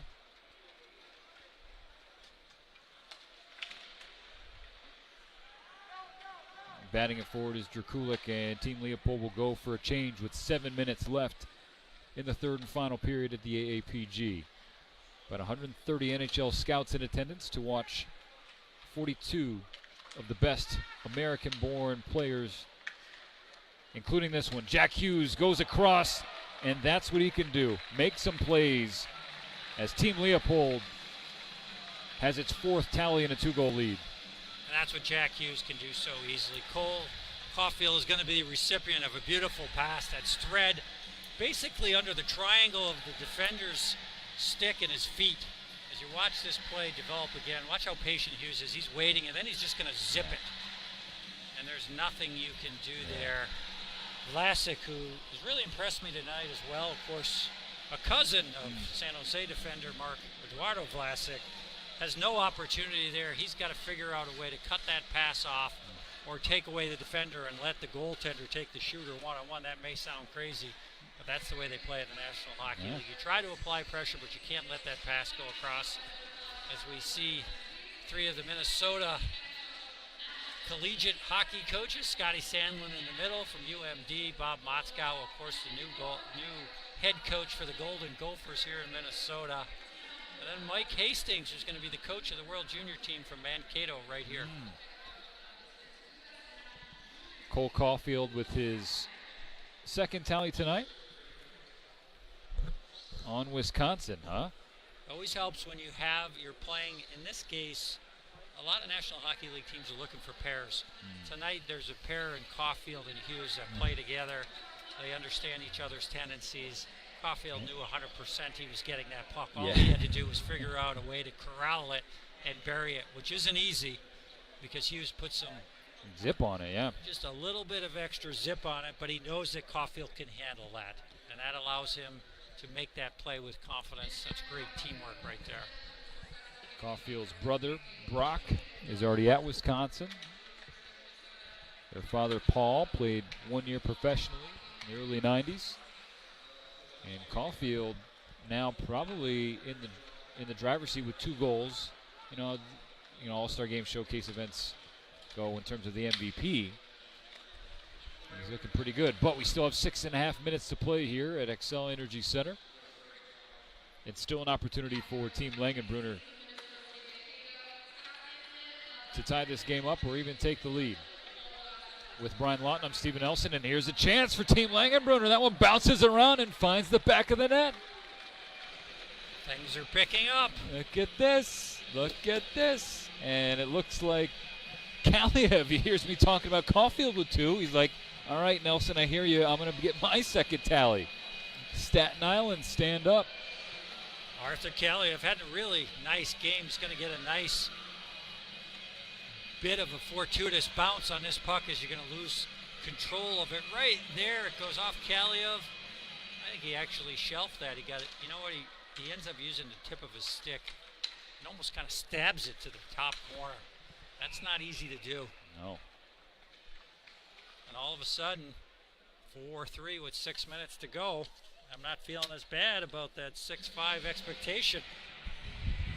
See if we can tie last year's record for goals. All right, so now we've hit the baseline. 7 total goals. That is the record low, quote unquote, for the AAPG. That happened in 2012 and 2013. The record for most goals combined was last year with 11 for Team Chelios and Team Leach. So all right, let's dial it up, fellas. By the way, Lots, we got our first tweet of the night from Jake Baskin, a.k.a. Baskin Case. Stephen Nelson shouting out all the Orange County kids. All right, I'll dial back my Best Coast bias. That's your peeps, And Orange it is. County. That is. And I grew up playing mostly inline, and I just was dabbling in a lot of other sports, but, seeing some kids that I grew up playing with, make it in college hockey, American League, professionally, both in the NHL and overseas is just pretty cool. But beyond that, the selfish part is just the growth of the game in Southern California in general and other non-traditional hockey markets, something we've talked about a lot tonight. How would you rate how the Ducks and Kings have done in the area? Oh, my gosh. I mean, the rink that I grew up playing at was purchased by the Ducks, and they own a handful. Is that the one with the wooden No, ceiling? no, not that one. Oh, they had a beautiful rink there we used to practice in. Yeah, well, I think that's Anaheim Ice. Right. It was the rink formerly known as Coast to Coast. It's now, I think it's the rink's Huntington Beach, an inline facility or inline center. But they have one in Tustin or Irvine, I should say. And but yeah, they've done an incredible job throughout Southern California. Them and the Ducks and the Junior Kings. Westminster Ice as well. Yeah, it's tremendous. It's great to see kids still playing inline, though, and to be able to transition. Yeah, it's tough. That's real hard. Different kind of stopping. Right. An opportunity here. Team Leopold. We got a break from Swankler. Chips it through, but he's stopped by Seville. Loose puck, and he finally covers it. Wow. All right, anchor down for the kid from Anchorage as he stops Swankler on the breakaway and the follow-up. That's some pretty good speed right there from Marshall Warren, trying to apply some back pressure to not make it so easy for Swankler. And then ultimately a couple of huge saves by Seville, who just, one of them flat on his belly, still had the presence of mind to stay with it and get the blocker up, otherwise Swankler would have had himself a goal. 5 minutes left, 1 goal game. Buckle up, folks. Team Leopold has the draw. Down on the near side. Goes all the way around for Trevor Janik. Puck comes out of the zone. And so Drew Hellison have to rally and regroup here. Instead, it ends up on the stick of Alex Vlasic, as you mentioned, the cousin of Mark Edouard, who he and Brent Burns and the other San Jose Sharks defensemen, they got a nice little present here last week, the addition of Erik Karlsson. Are they going to be dangerous this year? Wow. That division is going to be a pure meat grinder. It is wide open, and it's going to be so fun. Defensemen that would be the best defensemen on probably 10 other teams in the National Hockey League. 3 of them. No doubt. It's incredible. Danny Waite loses an edge, but fires it all the way across for Braden Doyle. Doyle dancing. Far side. Hesitates. Feeds. Just slips by everybody before it's covered up by Isaiah Seville. Braden Doyle showing off some of his puck handling abilities from the back end. The Lawrence Academy star player headed to Boston University, Linfield, Massachusetts. That's out in my neck of the woods. It's great to see. Prep school hockey, very strong, obviously, in Massachusetts. A lot of rich history at a number of institutions there.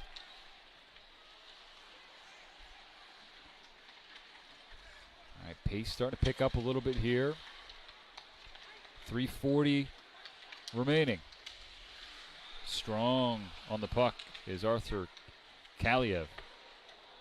Shot from the point from Struble. Blockered away by Dustin Wolf. That one is steered wide too. Yeah. Thought Kaliev might have been hurt for a little bit. He was slow to get up, but he is indeed up. And we have another stoppage here with 3:20 to play. Shots 36-26 in favor of Team Langenbrunner. And again, that just goes back to the work that Dustin Wolf and Cameron Rowe, the two goalies for Team Leopold, what those two have done tonight. Kaliev's parents, of course, from Uzbekistan. Long way. Long way away.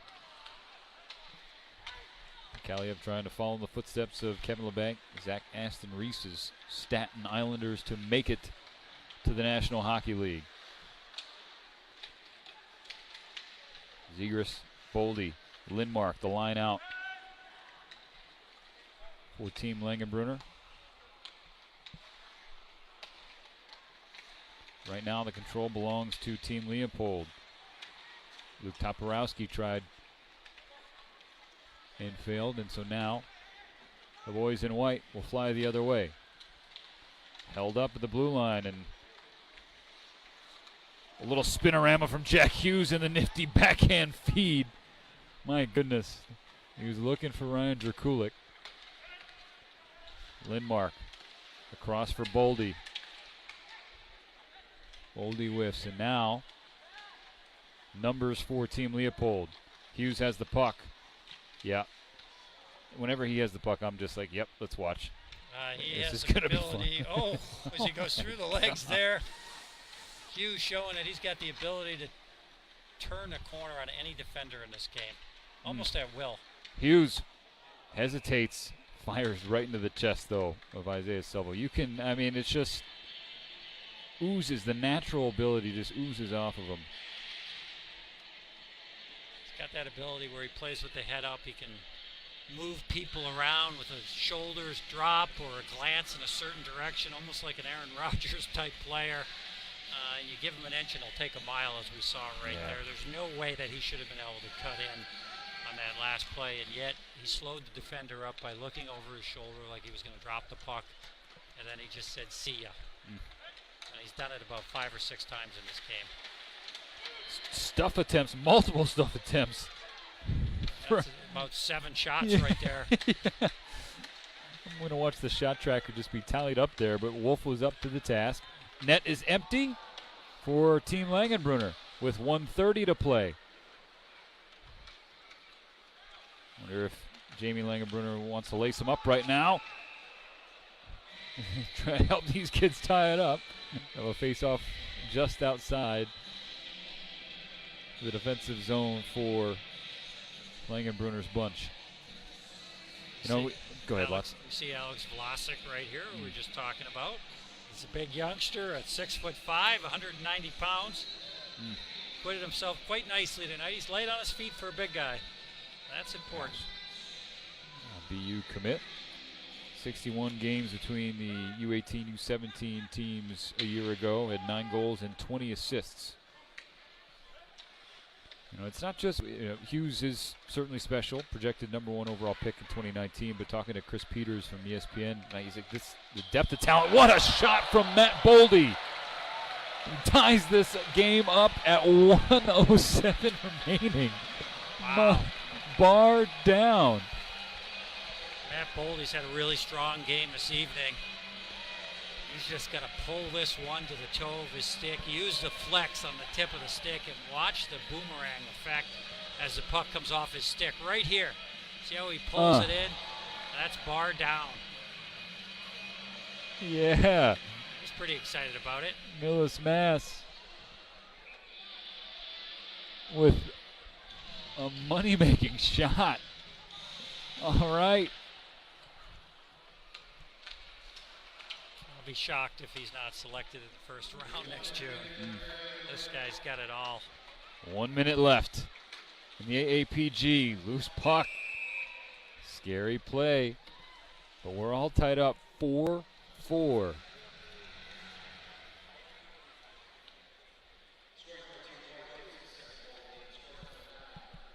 And I'm trying to think in the history of the AAPG, has there ever been an overtime? Go back into the history books. Looking like a strong possibility right now. Yeah. Let's see.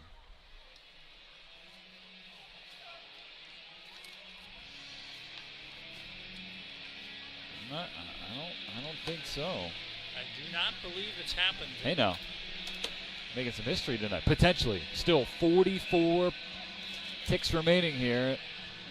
So that means an opportunity for one of these teams to get the game winner.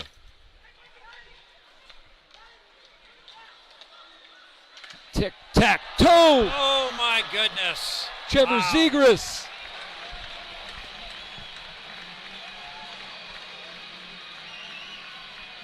What a beautiful play that was right there. Finished off by Trevor Zegras. Let's take another look at this one, but with just 36 seconds remaining, you got a neutral zone controlled face-off, and all of a sudden Zegras walks right down the pipe, ends up getting a pass back after a nice dish. From Boldy. And Boldy does it again. 2 points Wow. in the last 30 seconds here. So now Wolf will head to the bench. Extra attacker on for Team Leopold. All of a sudden down one. They were a minute away from winning this game.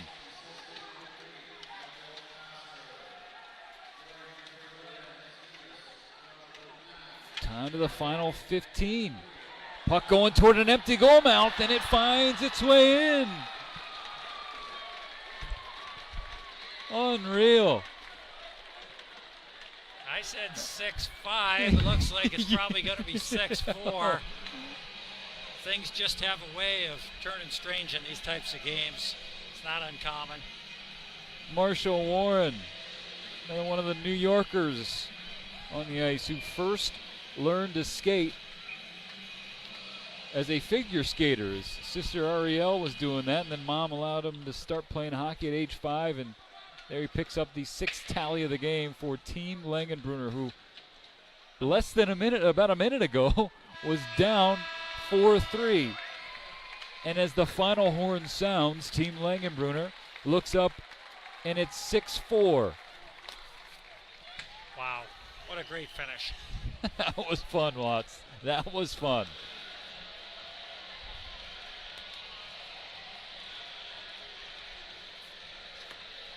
I think, Nelly, this is a game that you're only going to see get bigger and bigger. And there's so many quality players here. The competitiveness is good. This is something that I could just see continuing to grow and grow for USA. And as you get more alumni that move through the system and go on and have success, as we've seen in the past already in just the previous 6 years, it's hard not to imagine this game building a lot of momentum. I talked to a couple scouts before the game, Nelly, and they were saying they wish they could have this type of a game 3 times a year. Now that's probably unrealistic. finishes like that, yeah, give me 3. Right. Give me 3 of those finishes every year. Oh, but lots as the handshakes are exchanged at center ice at Xcel Energy Center. Just thinking about these kids being the future of the sport, both collegiately, professionally, as this event now through 7 years of play. And it's not just about the next generation. They bring in the past as well. You know, look on the benches with Leopold and Langenbrunner at the beginning of the game. They had 2 gold medalists from the 1960 team, Jack McCartan, Dick Meredith, take part in the ceremony opening face-off. Lefty Curran's going to award the MVP. See Lefty down there right now. And it's He's just got the trophy. Yeah, Another U.S. Olympian. Yeah, Was a goaltender, of course, Lefty, and a darn good one. No doubt. Helped the U.S. win silver at the 72 games. So this is just a really cool event put on by USA Hockey. Help with the Minnesota Wild here, the first time this event in the state of Minnesota. And we're about to find out who the most valuable player is. I'm going to say Boldy for me. Yeah, nailed it. Nailed it. Matt Lucky Boldy guess. No, he was sensational all night long. was not just the Not just the flurry last finish. minute. Yeah. No, he was really solid. He's got nice skills. He's got good speed. He's got good hands. You know, He's got above average hockey IQ. There's a lot of things to like there. you know, from Millis Mass, committed to BC, but his dad Todd played at Maine. Isn't that a little hockey That's east? taboo. Yeah. That'll make for some interesting discussions around the dinner table. No doubt. Right now, Boldy having a discussion in front of the crowd here at Xcel Energy Center. Again, it was 4-3 Team Leopold with a buck and change to play in the third, and then a minute 7 later, it's 6-4. And thanks in large part to the work by Matt Boldy. Played alongside Trevor Zegras and Owen Lindmark tonight. He does a really nice job, not only on that goal, but the setup. Last goal back to Zegras. Yeah. Zegras made a really strong attack through the neutral zone, created a little time and space for himself, dished it off, and ended up getting wide open as Boldy found him right back in the wheelhouse just 2 seconds later. And that, of course, was the go-ahead goal at that time, which ended up being the winning goal. And fantastic play, clutch play. Aside from Boldy, I thought Alex Turcotte was good. I thought Nick Robertson played well. Kaliev was tremendous for Team Langenbrunner. How about the other side? The other side for me, it's clear that Jack Hughes is head and shoulders above the majority of the other players out here tonight. His skill level is off the charts. He is really dynamic. There's a reason why NHL teams are drooling over the opportunity to try to draft this guy. But I thought Beecher was good as well. Yep. I thought Danny Waite played excellent. Cam York is a real nice hockey player. Ben Brinkman and Cade Weber, I thought those two played really well as a pair. Overall, it was just a great night for a lot of these young kids. Nobody really had an off game. No. It was more about kids having exceptional games in this one. Yeah, this showcase giving these kids an opportunity to play in front of pro scouts, college coaches. But it is Matt Boldy, the team Langenbrunner MVP, Jamie Langenbrunner. Again, one of the all-time greats from the United States. I texted our colleague Kevin Weeks, our buddy Weeks. He said, listen, he's an excellent player, team man. He's a winner. Loved playing with him in New Jersey. First-class teammate.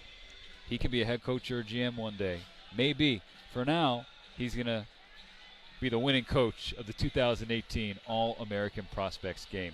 I had a good time with you lots. I appreciate you hosting me in your second hometown. My pleasure, Nelly. We got to get you in here a little longer next time. No, that was a quick one. It was for too you. quick. I'm left wanting more after that game. But listen, the 7th edition of this event, and like you said, I'm with you. It's only going to get bigger and only going to get better, and that's a testament to the work that's being done, the grassroots level, the USHL, the USA Hockey, all the work by the great folks around the country helping to grow the sport of hockey in the United States. For all those people, for you, Brian Lawton, Greg, and the people at Hockey TV, I'm Stephen Elson. Thank you guys so much for taking some time on this Wednesday to join us for the 2018 AAPG. We'll see you next year.